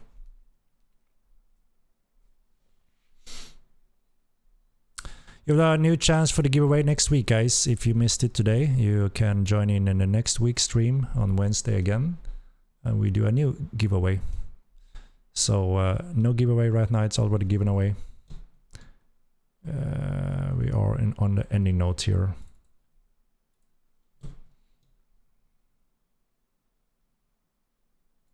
I think it's this one, yes. Let's see, who is it? Old Greg is in the lead. Cast your votes. Who do you want me to raid? Looks to be Old Greg. Oh, it is his birthday. That is awesome. Let's give him a little happy birthday then. Shall we do a happy birthday rush when I raid him? What do you say? Let's do it, right? A little happy birthday raid. Let's see. Raid Chickaboom. So let's do a call out. Happy birthday Chickaboom, right? Let's do it. Old Greg. He's getting old, eh? He's getting old. All right. I just want to thank you again, guys. Everyone for joining in and asking your questions and having these discussions and enjoying some time with me here on our weekly streams. So thank you very much, and thank you all for donations, subscriptions, and your company. And here goes a raid to Old Greg, and yep, I will see you soon again. Have a good night and good evening, and goodbye. And here goes the stream raid.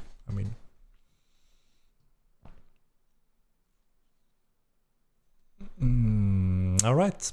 Have a good one. Ciao, ciao. Boom.